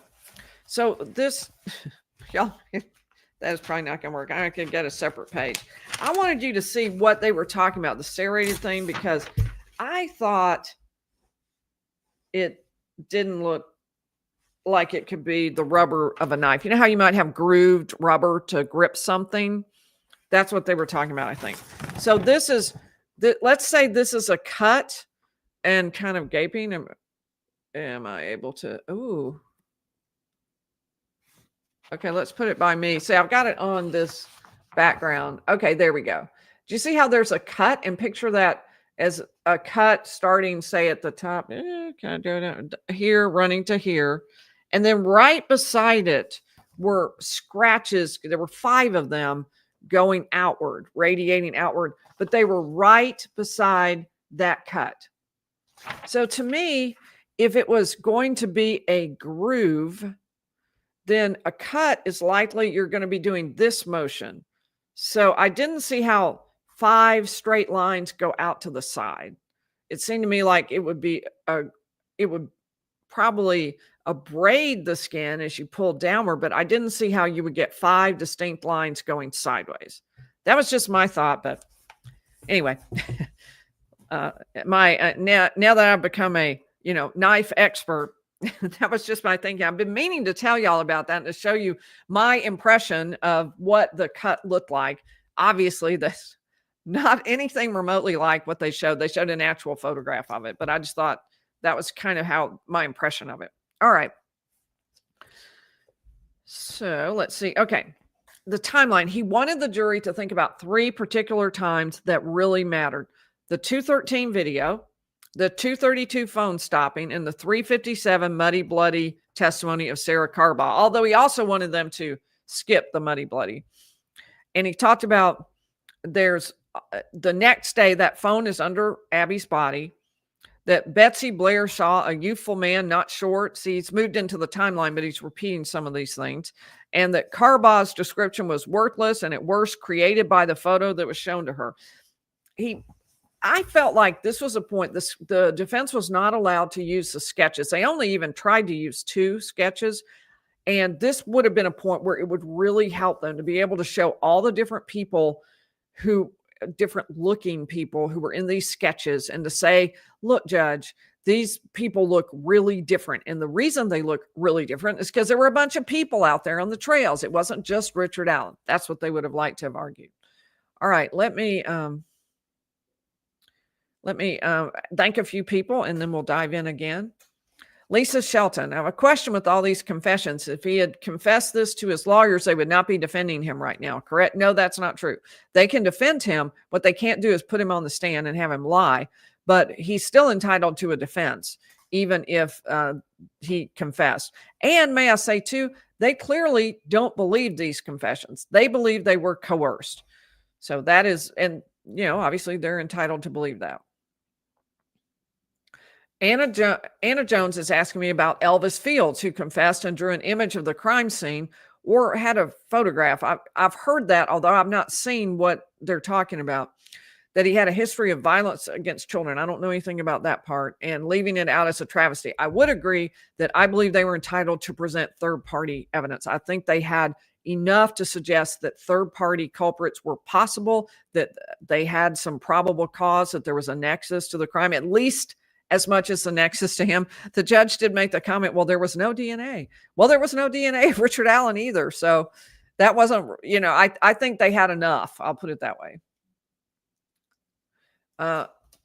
Airy Day is saying there are forms of OCD where people are convinced they ran someone over earlier. Wow. Even hand themselves into police. That's crazy. I wonder how the police deal with that. How do they figure out that, no, you're not the one, and send them home? Very interesting. Amanda Thee, you're welcome. Sidebar Sob Stories is now offering a super chat for the pillows. They thank you. They thank you very much. We have if you're new to the channel, we have an ongoing joke about the pillows. I'm staying in a hotel here. I've come up to cover the trial. I don't live here. So we have an ongoing joke about the pillows. Sometimes they're not there. Sometimes they are. What will it be on any given night? All right. One of the parents confirmed that the voice on the tape is in fact Libby's. It makes complete sense that she says, Abby, a gun. Way to go, chat. Yes, Mr. Burt Wayne. Thank you. I think that does make sense. But I did hear that she confirmed that it was Libby's voice. The witness who said he had watched it 100 times and had a detailed description, the one who said that be a gun, he is the one.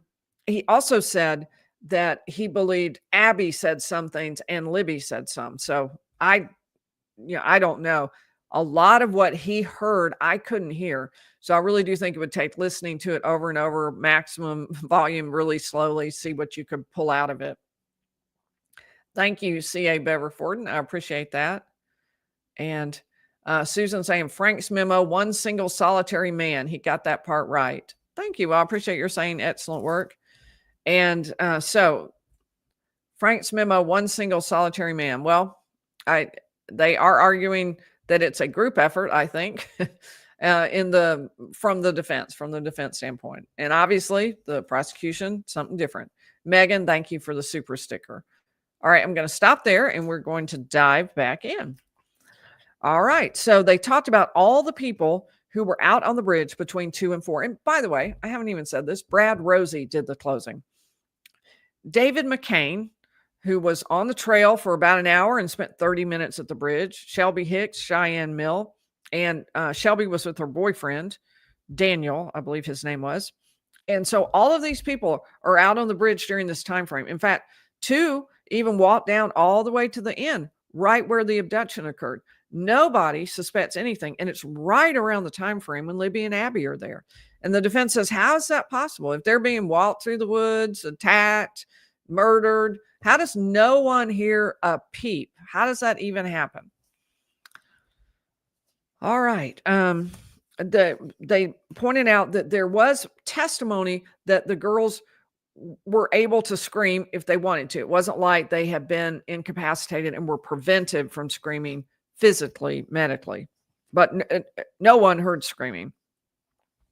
They mentioned the strange man Miss Liebert saw by the mailbox on this road that runs underneath the Monon High Bridge, right where the girls were abducted. And the fact that even the former sheriff, the sheriff at the time, believed that at one time that more than one person was involved. In fact, I think 3 different people from law enforcement said, yeah, I initially believed more than one person was involved. About the question of multiple weapons or one weapon. And he talked about this, that according to the prosecution theory, Richard Allen had to get the girls down the hill, through the woods, across the creek, undressed, wounds on one while still controlling the second girl, redress one, and then sticks retrieved and placed in an unusual formation on them. And if there were anything, I would have liked them to expand on this and talk about it a little bit more. Let me show you what I mean. So at 2:13, they are she does that video. That's what I haven't read there. Libby captures that 43-second video. At 2:14, that video stops. She moves again at 2:25 to 2:31. In the prior time, by the way, but I had it's 2:08 to 2:25. Hopefully I have that right. And then at 2:25 to 2:31, she moves some more. And 2:31 to 2:32, it registers 2 floors. And then there's a last movement of Libby's phone. So what I would have loved to have seen him maybe go through this a little bit more and talk about the fact that from 213 to 232 is 19 minutes. 19 minutes to corral two girls, get them down the hill, and march them across the creek. They've got to go through the woods first a ways, across the creek, and it's a long way down to the creek, by the way, and then up the hill. In fact, it's 60 feet down to the creek. The reason I say that is because the creek is going to be flat, and the bridge they're on is going to be more or less flat because train used to go across. It was a train trestle. So we know that it's 60 feet above the creek in the middle. So at any given point, it's going to be about 60 feet down to the creek. That's my theory anyway. Y'all can tell me if I have that wrong, but that is my thinking. All right, let me pull this out and talk a little bit more about what I mean. So I would have loved for them to kind of weave that in with the health data, because it just looked to me like there weren't enough steps for that theory to hold.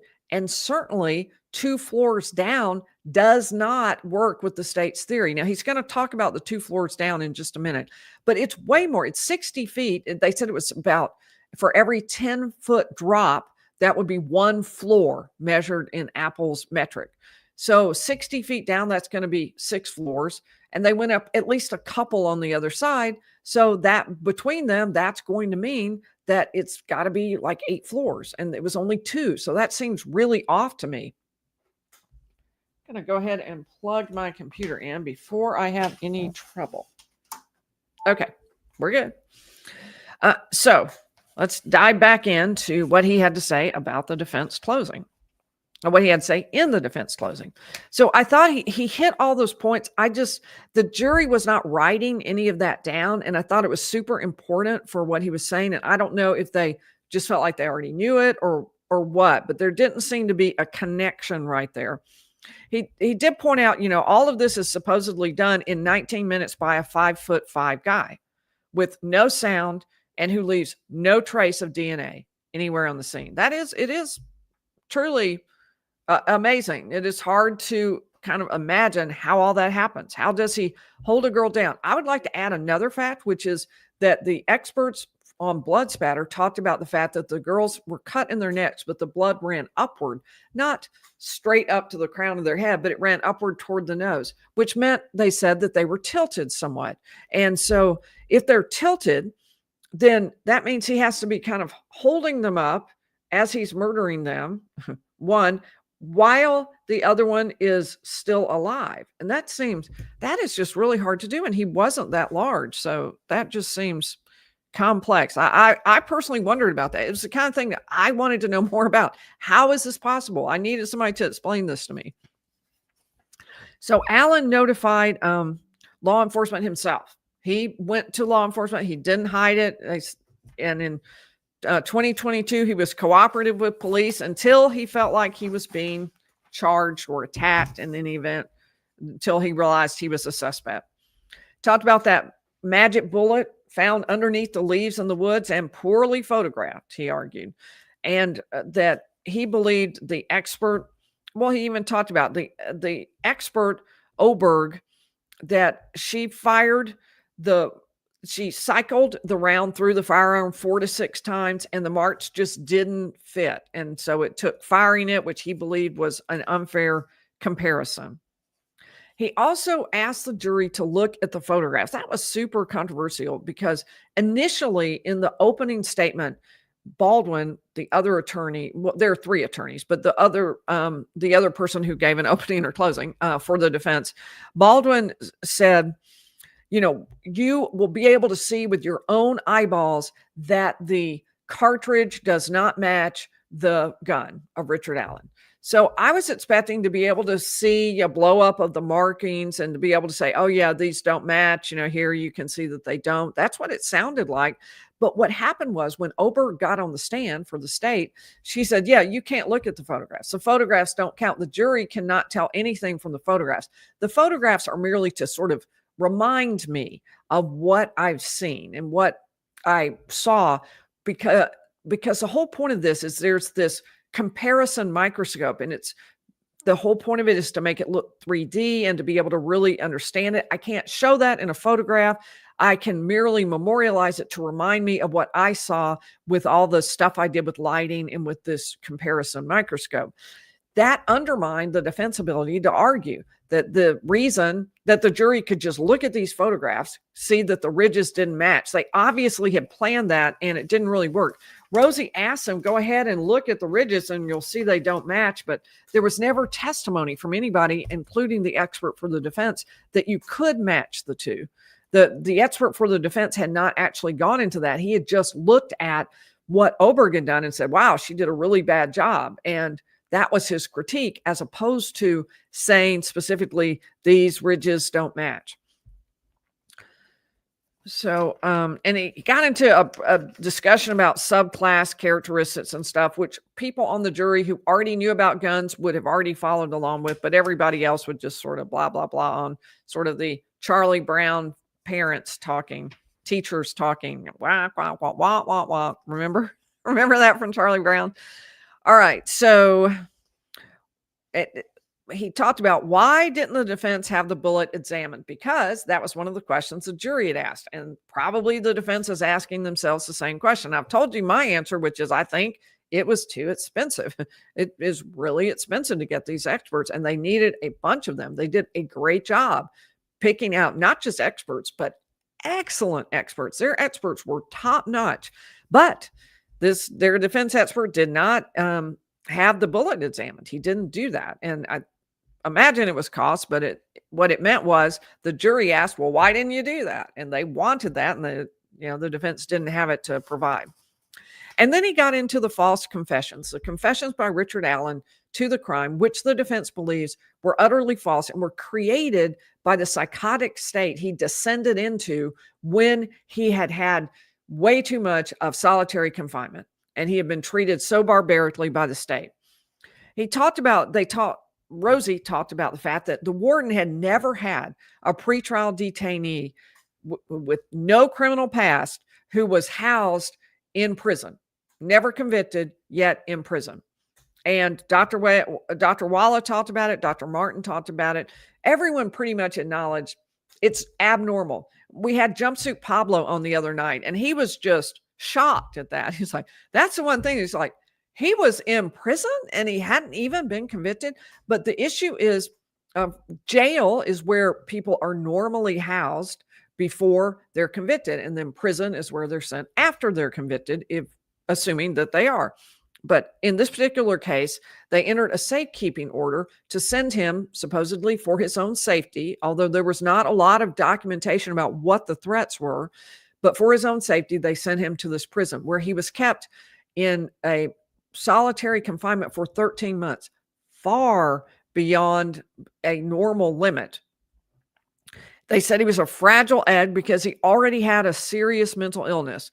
And yet he was sent to the most secure unit in Indiana and treated just like everybody else there. That is what Jumpsuit Pablo told us too, that if you are sent to solitary confinement, they're not going to pick out, oh, well, this person's here because they need safekeeping or because they're on unaliving watch. They're just going to treat everybody the same. The guard is assigned to that unit, and that's how he's going to treat everybody. And the most heinous people in the state, he was with them and he was treated just like them. Rosie argued that he was immediately placed on unaliving watch, and no one could endure those conditions for that long without breaking down. He was stripped of almost every necessity. He ate off the floor. He had to compete with mice droppings. He was called a child killer. He was in a room with cinder block walls, wearing an unaliving suit. There was a concrete floor, a steel toilet. When he went to rec, he was just put in a similar cell. It wasn't really all that different. So all he had was this cell, and 3 times a week when he went to rec to another cell. So not one time did he get to go to rec in the other rec areas that were more outdoors or nicer, that when therapy happened, even he was shackled, cuffed, bell. I don't know why. I must not be reading that word right. Chain. He had he had a chain around his waist, belly chain. There we go, belly chain. And he was leashed, and he was walked down to the cage where he would be placed while he had his session with the psychologist. Same with the shower. And Jumpsuit Pablo told us about that. That's normal treatment, he said, for people who are in solitary confinement, which is where he was. He was placed in that unit. Even though he had not committed any offense in prison, he hadn't acted up. That's normally a punishment. His was not. His was allegedly, anyway, for safekeeping. There is a 30-day rule in the Department of Corrections that people should not be kept in solitary confinement with mental health conditions for longer than 30 days. However, he was kept there for 13 months. That Richard, how much can one human endure? They don't want to show you the video. And he's saying, we are the ones who put in the video to show you what his living conditions were like. I'm going to comment on this in just a minute about it, but I want to read you a little bit more.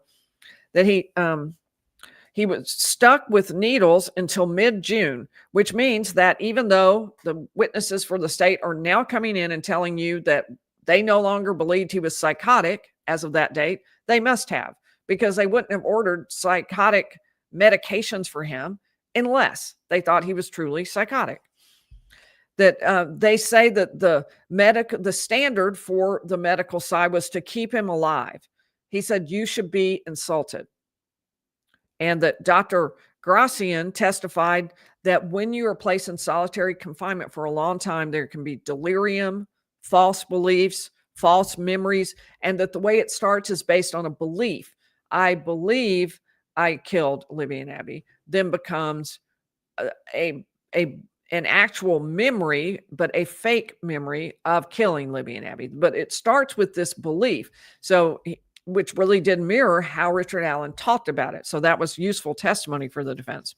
He started, I think I did, and I don't know. So he said actual phrases like that. So let me talk just a minute about the issue. I think what Rosie was trying to do was point out to the jury that this treatment was really barbaric. But I don't know that the jury is going to focus in on that. It does apply to whether or not, and I'll say part of this for later. Definitely it applies to whether or not the confessions were true. But I think Rosie did take it further and wanted to say this treatment was barbaric and inappropriate. I definitely agree that that's something for public discussion and something important. For the first time, we were shown recently a little clip for the public of how he was being treated. That's important because that's an important discussion. But for purposes of the jury, I think they're going to focus on whether Richard Allen killed Libby and Abby. I think that's what they're going to be really honed in on, because they're going to feel like that part is their job. So he pointed the jury back to the phone, said the phone has no personality or feeling or emotion or opinion. It's raw data. So what the phone tells us, you should believe. You should follow that. He pointed them to the Apple Health data and the 20 feet that it said, the 2 floors, and said, look, bridge to water, that's 65 feet. Or I thought it was 60, but either way. But there are only 20 feet of stairs, and Weber Road is about halfway down, so roughly 30 feet.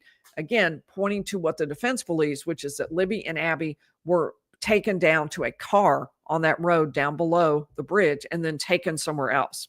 He said, the phone is right. He said they looked at his, and moving, then flipping over, because there was a lot of moving around. He went to the box cutters, and he said, look, they tested those box cutters. They didn't find it that were in his house. You saw pictures of them in his house, but they didn't have any blood on them. They didn't have any DNA on them. He talked about Dr. Westcott, who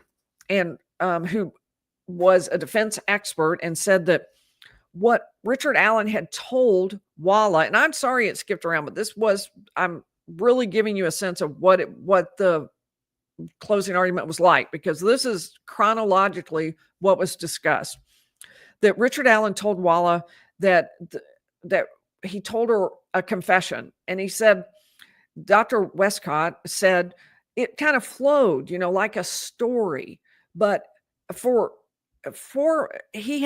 months at that point been, and definitely at that time, was psychotic. He was disorganized in his speech. He had fragmented thoughts. So the man who was in the state that the jury was witnessing, who was having, who at the one video we saw, he was sitting in a wheelchair, he was strapped in, and his head was just kind of rolled to the side. At no point did he speak or say anything at all. And he said, a man in that condition doesn't give you a flowing story with a lot of detail and here's how the crime was committed.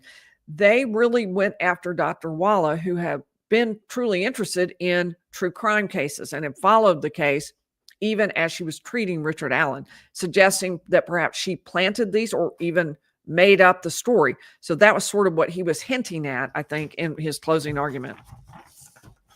I need more room here. All right. And I did think this was maybe a misstep. He said, Richard Allen found the Lord, so he came clean. That's what the prosecution would have you believe. And he said, well, he was in this 8x10 cell for months with no sheets and sleeping on a metal bed or a frame attached to the ground.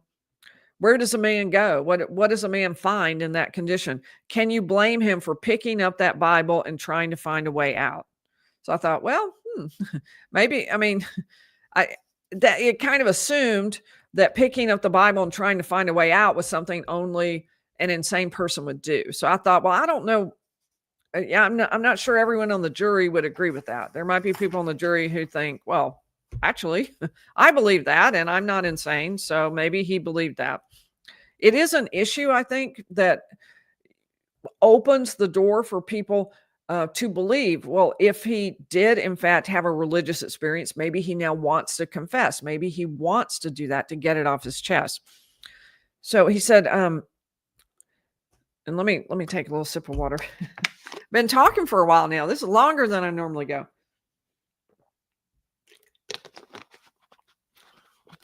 All right. He said, no one ID'd Richard Allen as the man on the bridge. True. No one said Richard Allen was bridge guy, was the person I saw. Instead, they said, we saw bridge guy. I was there. I saw bridge guy. No one said I saw Richard Allen, which was a little bit unusual because often the witness will be asked, did you see the person? Yes, I did. Is that person here in the courtroom? Yes, he is. Where is he? Point him out. But that didn't happen.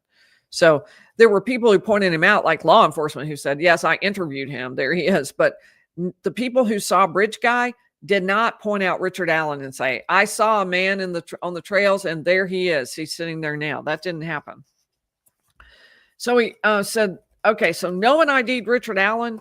There's no cell phone evidence that helped them. There's not one fingerprint. There's not one shoe print. There are no clothes of his found at the scene. There's not one speck of DNA and no clothes of Libby or Abby found in his home. There's not one speck or trace there's not one speck of trace material in his car or his house that wasn't anywhere. So if he was muddy and bloody, why is there nothing in his car? Why is there nothing in the clothes he has in his house?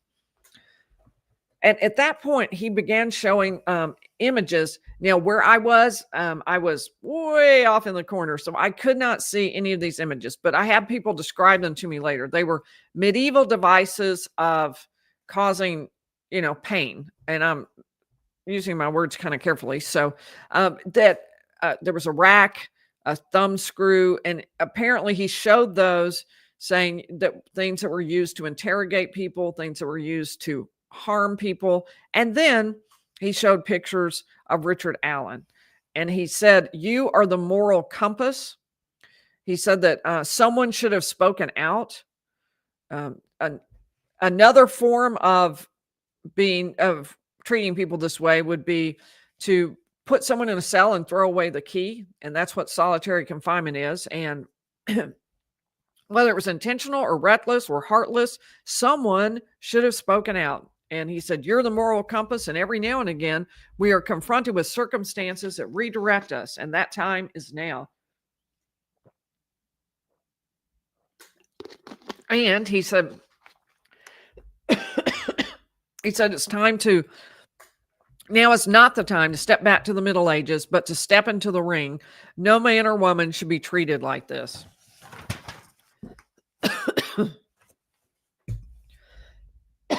Sorry. All right, so we have now hit the end of the defense. We're about to go into the state's rebuttal, which was very brief. It was only 7 minutes. So hopefully I can do it in less than 7 minutes. That'd be embarrassing if I took longer than that. But I just wanted to make a couple of comments about it. Again, I have nothing but the highest praise for the job done by the defense in a very tough case, and when they're probably not going to be recompensed, and they have fought hard, really hard for their client. As an attorney, I admire what they have done. For this particular closing argument, I would have liked to have seen a little bit more around the issue of the timeline.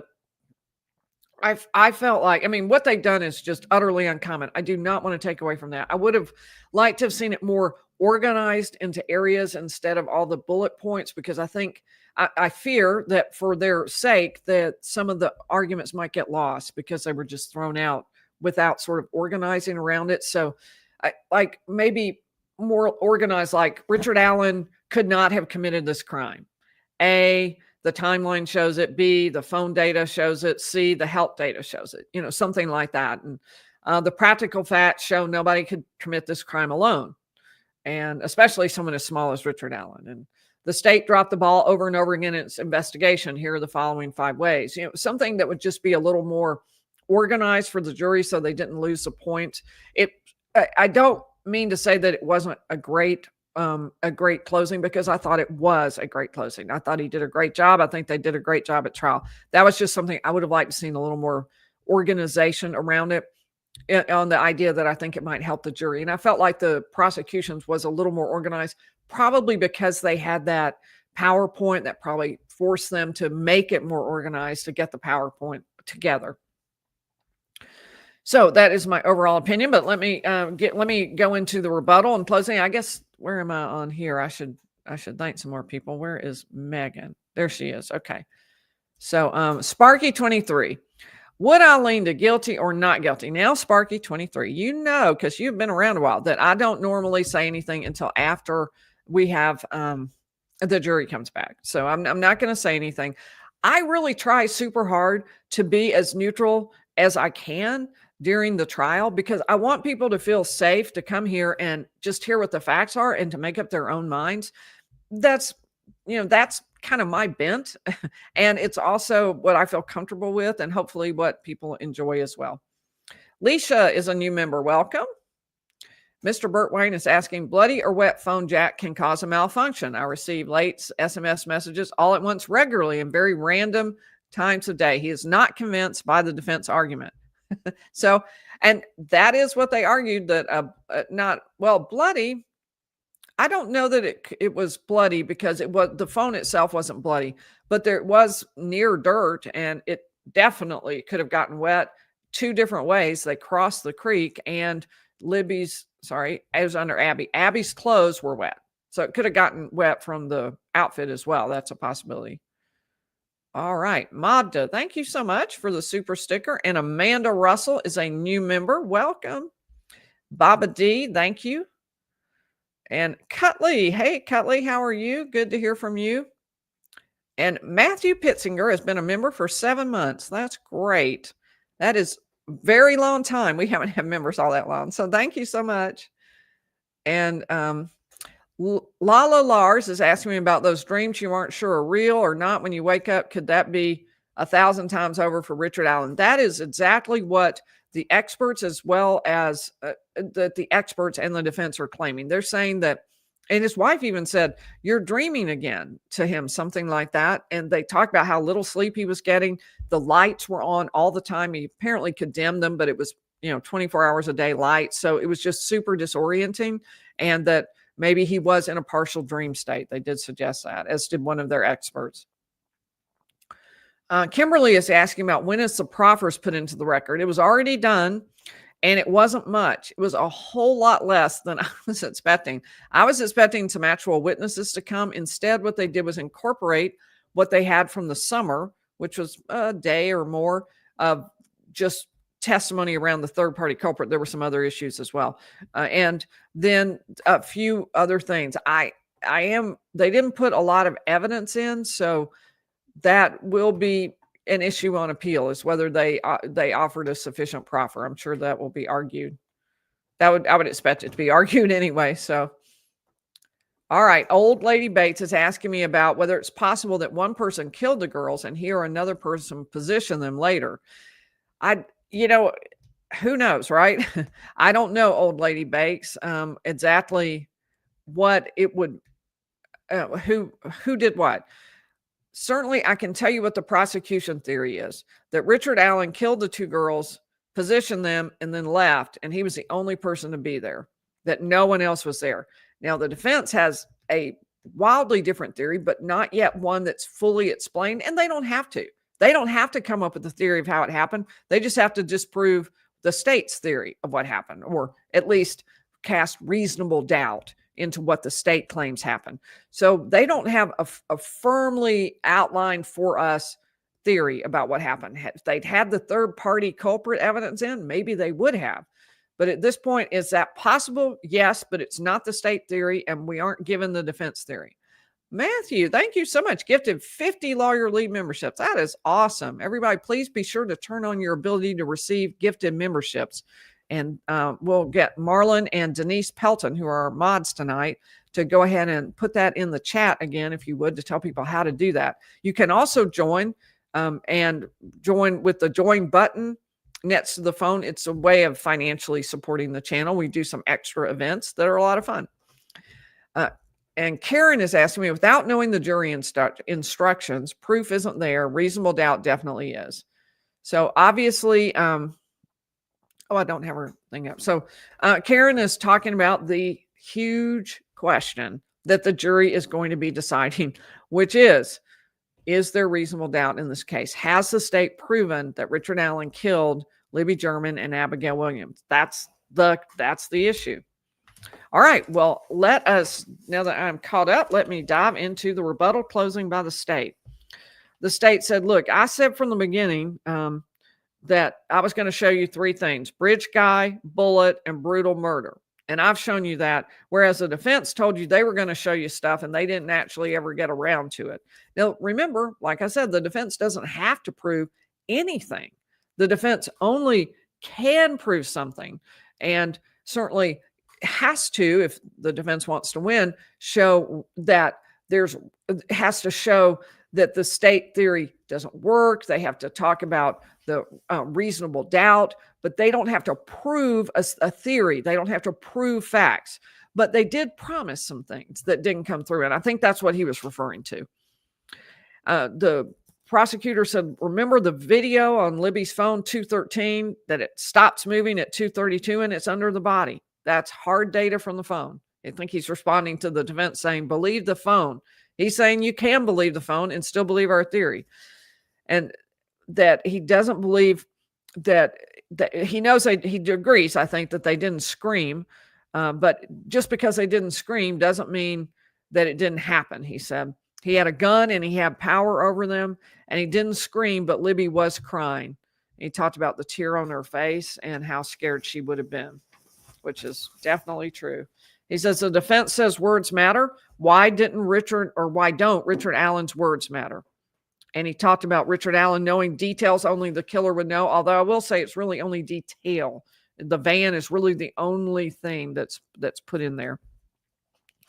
That there were two victims, Abby and Libby, and they were more than victims. They were also heroes. Libby for making the video and recording it for law enforcement, and Abby for concealing Libby's phone for law enforcement to find, and both of them for camouflaging the bullet.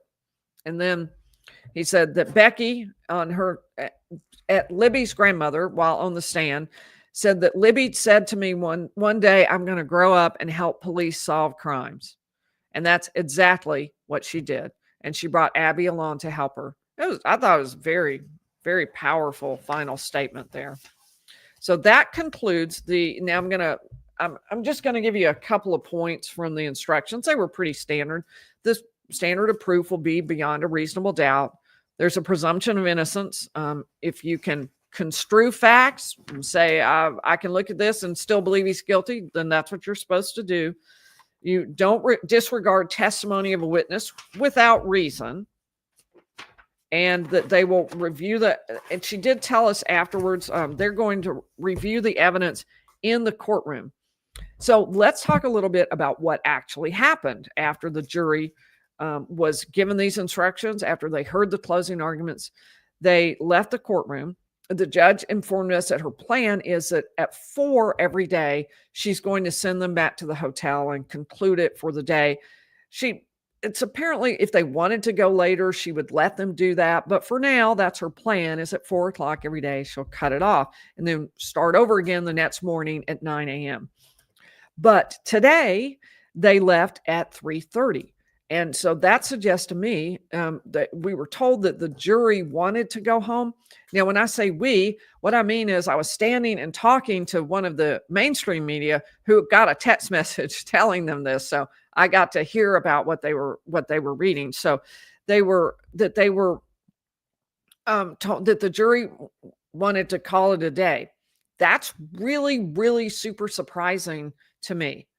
We do know a couple of things. We know that they've already been allowed to discuss evidence anytime all 16 of them were together. We also, my opinion, from the questions that the jury has been asking, because they're allowed to ask questions of witnesses, it seemed like there were maybe a couple of jurors kind of talking to one another. Did you realize that? That sort of question. Did you realize that there was actually a review of the ballistics expert's work and her supervisor agreed with her? That kind of question. And it seemed to me like there were some jurors who were really strongly believing what the prosecution was saying about the ballistics, that they really did believe the connection between the unspent cartridge and the gun. That was just my read of it, and I can't say for sure. That's how I interpreted the questions that they were asking.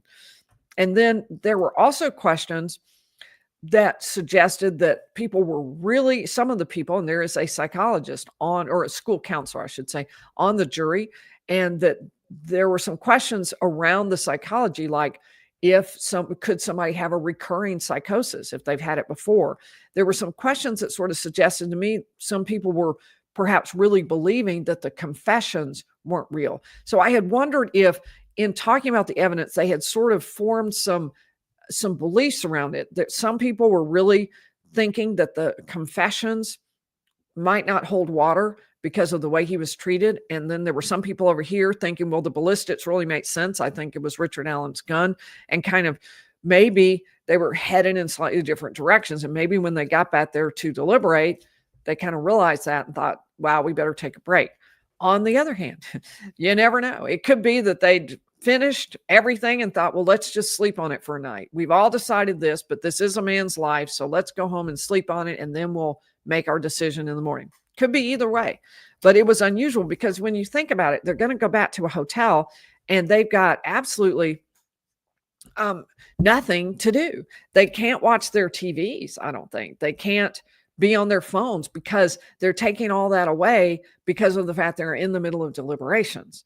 They've got a bailiff supervising them, and what they can do is super limited. So I don't even know what are they going to, I guess they'll just sit around and talk, but not about the case unless they're all 16 together.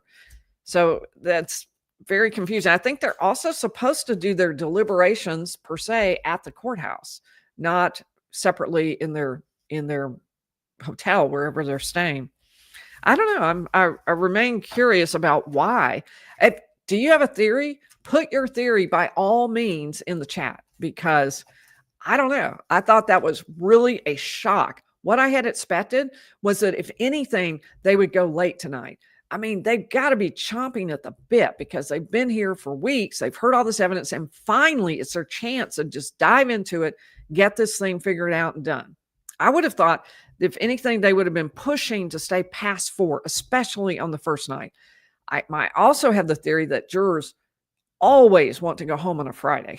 So and remember, they're away from their families. They will not be allowed to see their families this weekend. They will not have access to their phones to call their families. So they are on true lockdown now, not Before they were able to have their families come in on Sundays, they had their phones to call home, and at least when they got back to the hotels at night. So they had a lot more freedom in that regard. And now they're going to be truly isolated and away from their families. So this is difficult for them. So I would have thought they would want to get that over with. And I still think jurors just like to go home on a Friday.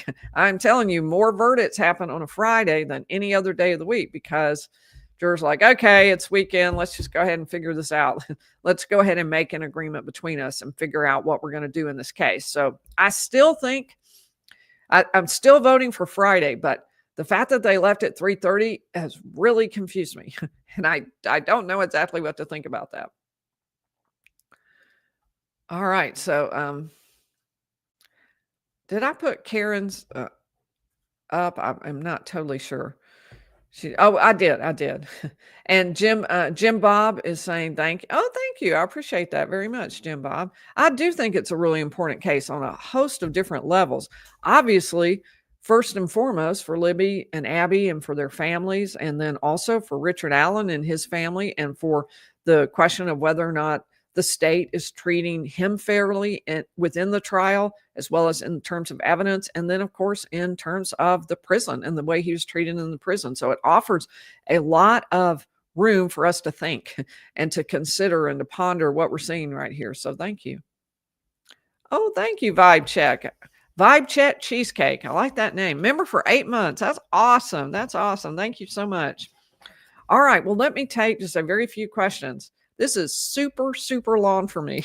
I will say, if you have questions, if you would put the question marks at the beginning, it'll help me spot it in the chat. I'm not going to go too long because this has been unusually long. I don't normally go this long, but I really wanted you to get the sense that you were there to hear as much of the opening and the closing as I could give you, because you can't see it. You can't even hear it. So this is the closest you can get, is for me to be your tape recorder and to try to mirror it back to you with, some comments along the way. And I just want to say again, I really do feel that the attorneys did an excellent job. I mean that on both sides. I thought the closing arguments were great. I thought that the trial was conducted extremely well. The judge, in fact, praised all of them for their closing arguments. I mean, they were very strong. Mastery of the facts, careful explaining to the jury of the things they needed to decide and figure out. They were excellent closing arguments. The fact that I would have done something a little differently, or maybe I wished that a certain point had been brought out more, that does not take away from the fact that they were excellent closing arguments. All right. So, well, that is not a question, but LVL3 is arguing that he or she believes that the verdict will be tomorrow by noon, not guilty. Wow, that's bold. I do not know. I will be interested to find out. Colton Crum is asking, what's my opinion on everything? I'll talk about it after the verdict. And so tune in then. Don't forget to tune back. How was he treated in the prison?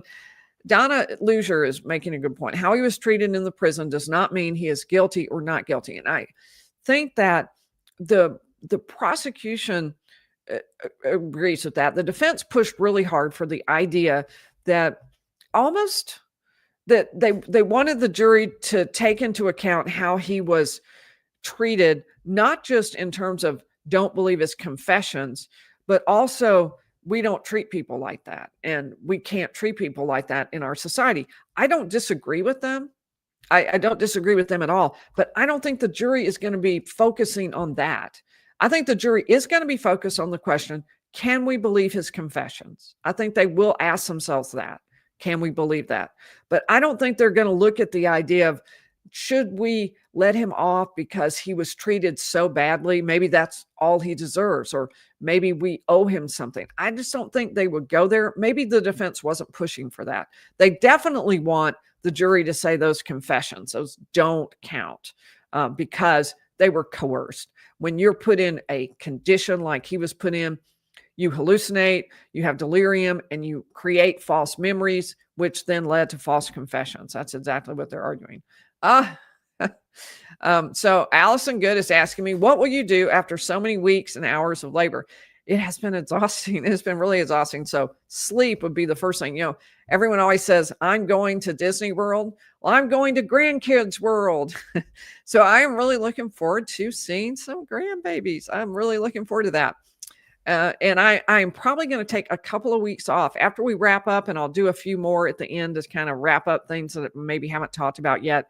But I will probably take a couple of weeks off. I'll let you know I'll post about it and kind of let you know if I'm going to take a couple of weeks off, which I'm kind of leaning towards. So hopefully y'all will be understanding. This has been very exhausting, really so fascinating and interesting and exciting and important, just so important. I felt like being here and being able to talk to you and report to you mattered so much and is so integral to what I believe about justice and about our country, but it is tiring. So there is that. It is exhausting at the same time. And let me say again, without the line sitters, I couldn't have done this. I mean, if Truth Seeker had not given me her spot today, I wouldn't have seen that. I wouldn't have seen the entire opening for the prosecution or defense. I would have seen only that 7-minute rebuttal. That's all I would have seen. And it was her kindness in giving that to me that enables me to tell you about it. So we all owe Truth Seeker a big debt of gratitude. And trust me, I know that. So I fully appreciate that and understand that. But I just want y'all to know that as well. Twisted Taurus wants to know, do Abby and Libby's family think that Richard Allen did this? I think they must. I mean, they've been told that by the prosecution. I wondered if they've been influenced at all by some of the evidence. What did they think about it? I don't know the answer. I would love to interview one of them afterwards to talk to them about what were their impressions. What did they believe about it? But I would have to assume that they do believe Richard Allen did it. And certainly they've been told that, right, by the prosecution. And the prosecution has worked with them in presenting the case and coordinating with them. So I think they would have to believe that. I don't know if they've had any changes in their thoughts about that now. All right, where was I? Cheerful is a new member. Welcome, Cheerful. Tangling with Gina is concerned about innocent or guilty, no matter what, that it has not been a fair trial. I really do fear, tangling with Gina, that the issues around the third-party culprit and the geofencing data that got kept out, I think that's a really huge deal. And I think the fact that it was just entirely out will make it easier for there to be a reversal on appeal. Now, reversals on appeal are rare, meaning less than 50% of the time, way less than 50% of the time. So it's not an easy thing to do no matter what.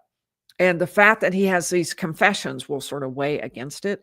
But I do think that even though the fact that he has confessed so many times, to me, doesn't outweigh the fact that he really should have been able to produce this evidence. That's how I see it. We'll see what an appellate court does with it, but I think they have an unusually strong argument, maybe I should put it that way, for appeal. And that is bad news for everyone because of the fact that this has been so exhausting and difficult for the families of all parties, for the community, and it's been very expensive. So redoing any of that is not desirable. Oh, that's right. How many pages? Now, let's see. What is this yesterday? No, that's 14. I'm not sure about yesterday, Marlon. I might have to, let me put his. Now, today, remember, we only had less, so 35 pages of notes today. Yesterday, I cannot remember what it was, and I don't think I have... we are on day 21, so I have my notebook 20. I've started numbering the pages so that it's 21 dash, whatever it is. Let's see. No, that's empty. I don't know. I'm not sure. I'll have to look that up, Marlon. I've forgotten what the number was yesterday. But I know y'all do need to know. I'm supposed to tell y'all that, and everybody always asks, so I will try to get that. It's not up here, is it?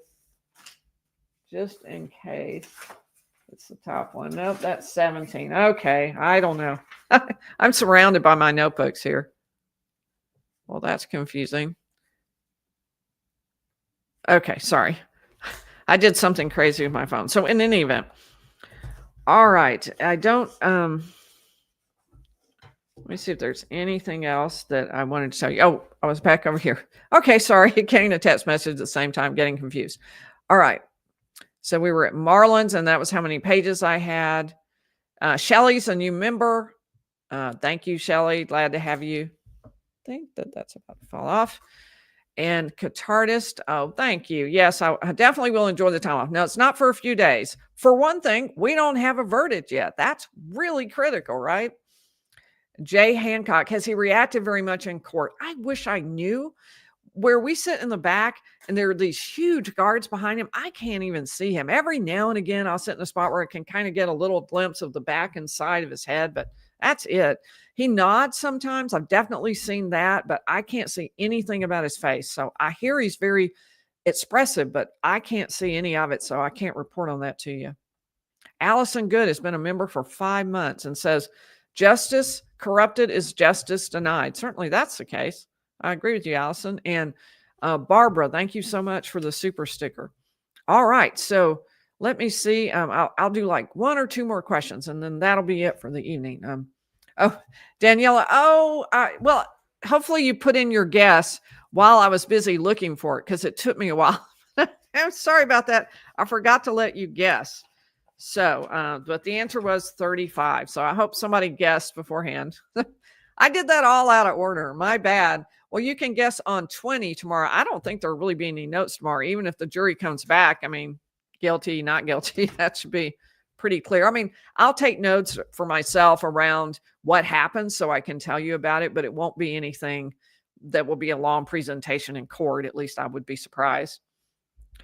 Do I have to get in line while they deliberate tomorrow? Yes, indeed, Queen B. There is a line already out there. And if it weren't for the line sitters, I would not be in it, but I would very much like to be there for the verdict after all of this. So, yep, new line, new day, new line. And in fact, new day, multiple lines is how it normally works. Yeah, I'm sorry about that on the pages, Daniela. Thanks so much, Lawyer Lee and line sitters, Amy says. And I want to echo the line sitters. Thank you. I am so grateful to them. And Amanda asking me, would Richard Allen have a case to sue law enforcement in the prison? Maybe. I don't think that's anywhere on the radar given the situation. So I would be very surprised if he did. It is possible, especially given some of the treatments, some of the issues around how he was treated, having a mental disorder. Those are issues that relate to a settlement agreement. There might be a civil case that would go around that, and that would set some precedent for how other people would be treated. So maybe there would be something with that. In general, like suing and getting a lot of money, I don't picture that sort of being the course, just given the case. I can't really picture that happening, but we'll see, right? We will find out. And it's so very odd to think, says Vivi, that a dependent personality would strike out on his own to do this. And he was described as very dependent. So a lot of people said that seems weird, that he being, wanting so much approval and other people to, validate so he can make decisions, that he would just suddenly go out, having lived a completely law-abiding life up until this very moment, and murder 2 girls. It does seem odd. It does seem odd. And I have no doubt that the jury will grapple with that and figure out these pieces of evidence and what they think. So I will see you all tomorrow. I don't know what time. Here's what will happen. I'm hoping to do a roundtable tomorrow, which I will tell you about in the post if we ultimately end up deciding to do that. And I also will be going live when we get our verdict. Do not forget, follow me over on Lawyer Lee W, because I'm going to come running out, grab my phone, and post when we get the verdict. And I'll tell you anything I can tell you about what happened. I'll tell you there, and then I'll be much more specific when I go live and talk about the verdict and what's happened. I'm really looking forward to bringing that to you and to finding out more about what the jury decides. So, Carmina, any insights on the alternates versus the deliberating jurors? Well, I can tell you one insight is I think it's unusual and cruel what they do to the alternates, because they're supposed to sit there in the room and watch the deliberating jurors and say nothing. I think that's crazy. I would definitely not be able to do that. That is so not in my personality. I think that's asking a crazy amount, but that's what they're supposed to do. There are 3 of them. We did learn that one man sitting in the back row, who's usually, he usually sits back a little bit and kind of observes, but is friends with the guys on either side of him. I mean, they talk back and forth. So he is one of the alternates. And then two of the women down in the front are alternates. But apparently there was one woman having trouble hearing or something. I get that. Everyone in the courtroom is. But she was having some kind of trouble, so they moved her to the front. So she was actually on the jury, but seated. I'm way too tired. Seated down in the front. And so she, being seated down in the front, is still going to be an actual juror. So he'll move down with the other two who are sitting way in the front of the other jurors. So that's the only insights I have as far as the alternate versus the deliberating juror. Kim is asking me to analyze Koberger when he's tried. That's a super interesting case. I feel sure that I will. And yeah, the good news is it should be televised, right? So that will make things much, much easier. So thank you, Kim. And I agree with you. That's super interesting case. Well, I will see you all tomorrow. I wish I could tell you what time, but I will either go live in the evening after the trial happens. And if they close down for the day, it'll be right at 7. If they close at 4 and they're coming back on Saturday, hopefully I can do it right at 7. But I will let you know what time it will be as soon as I know. I'll see you then.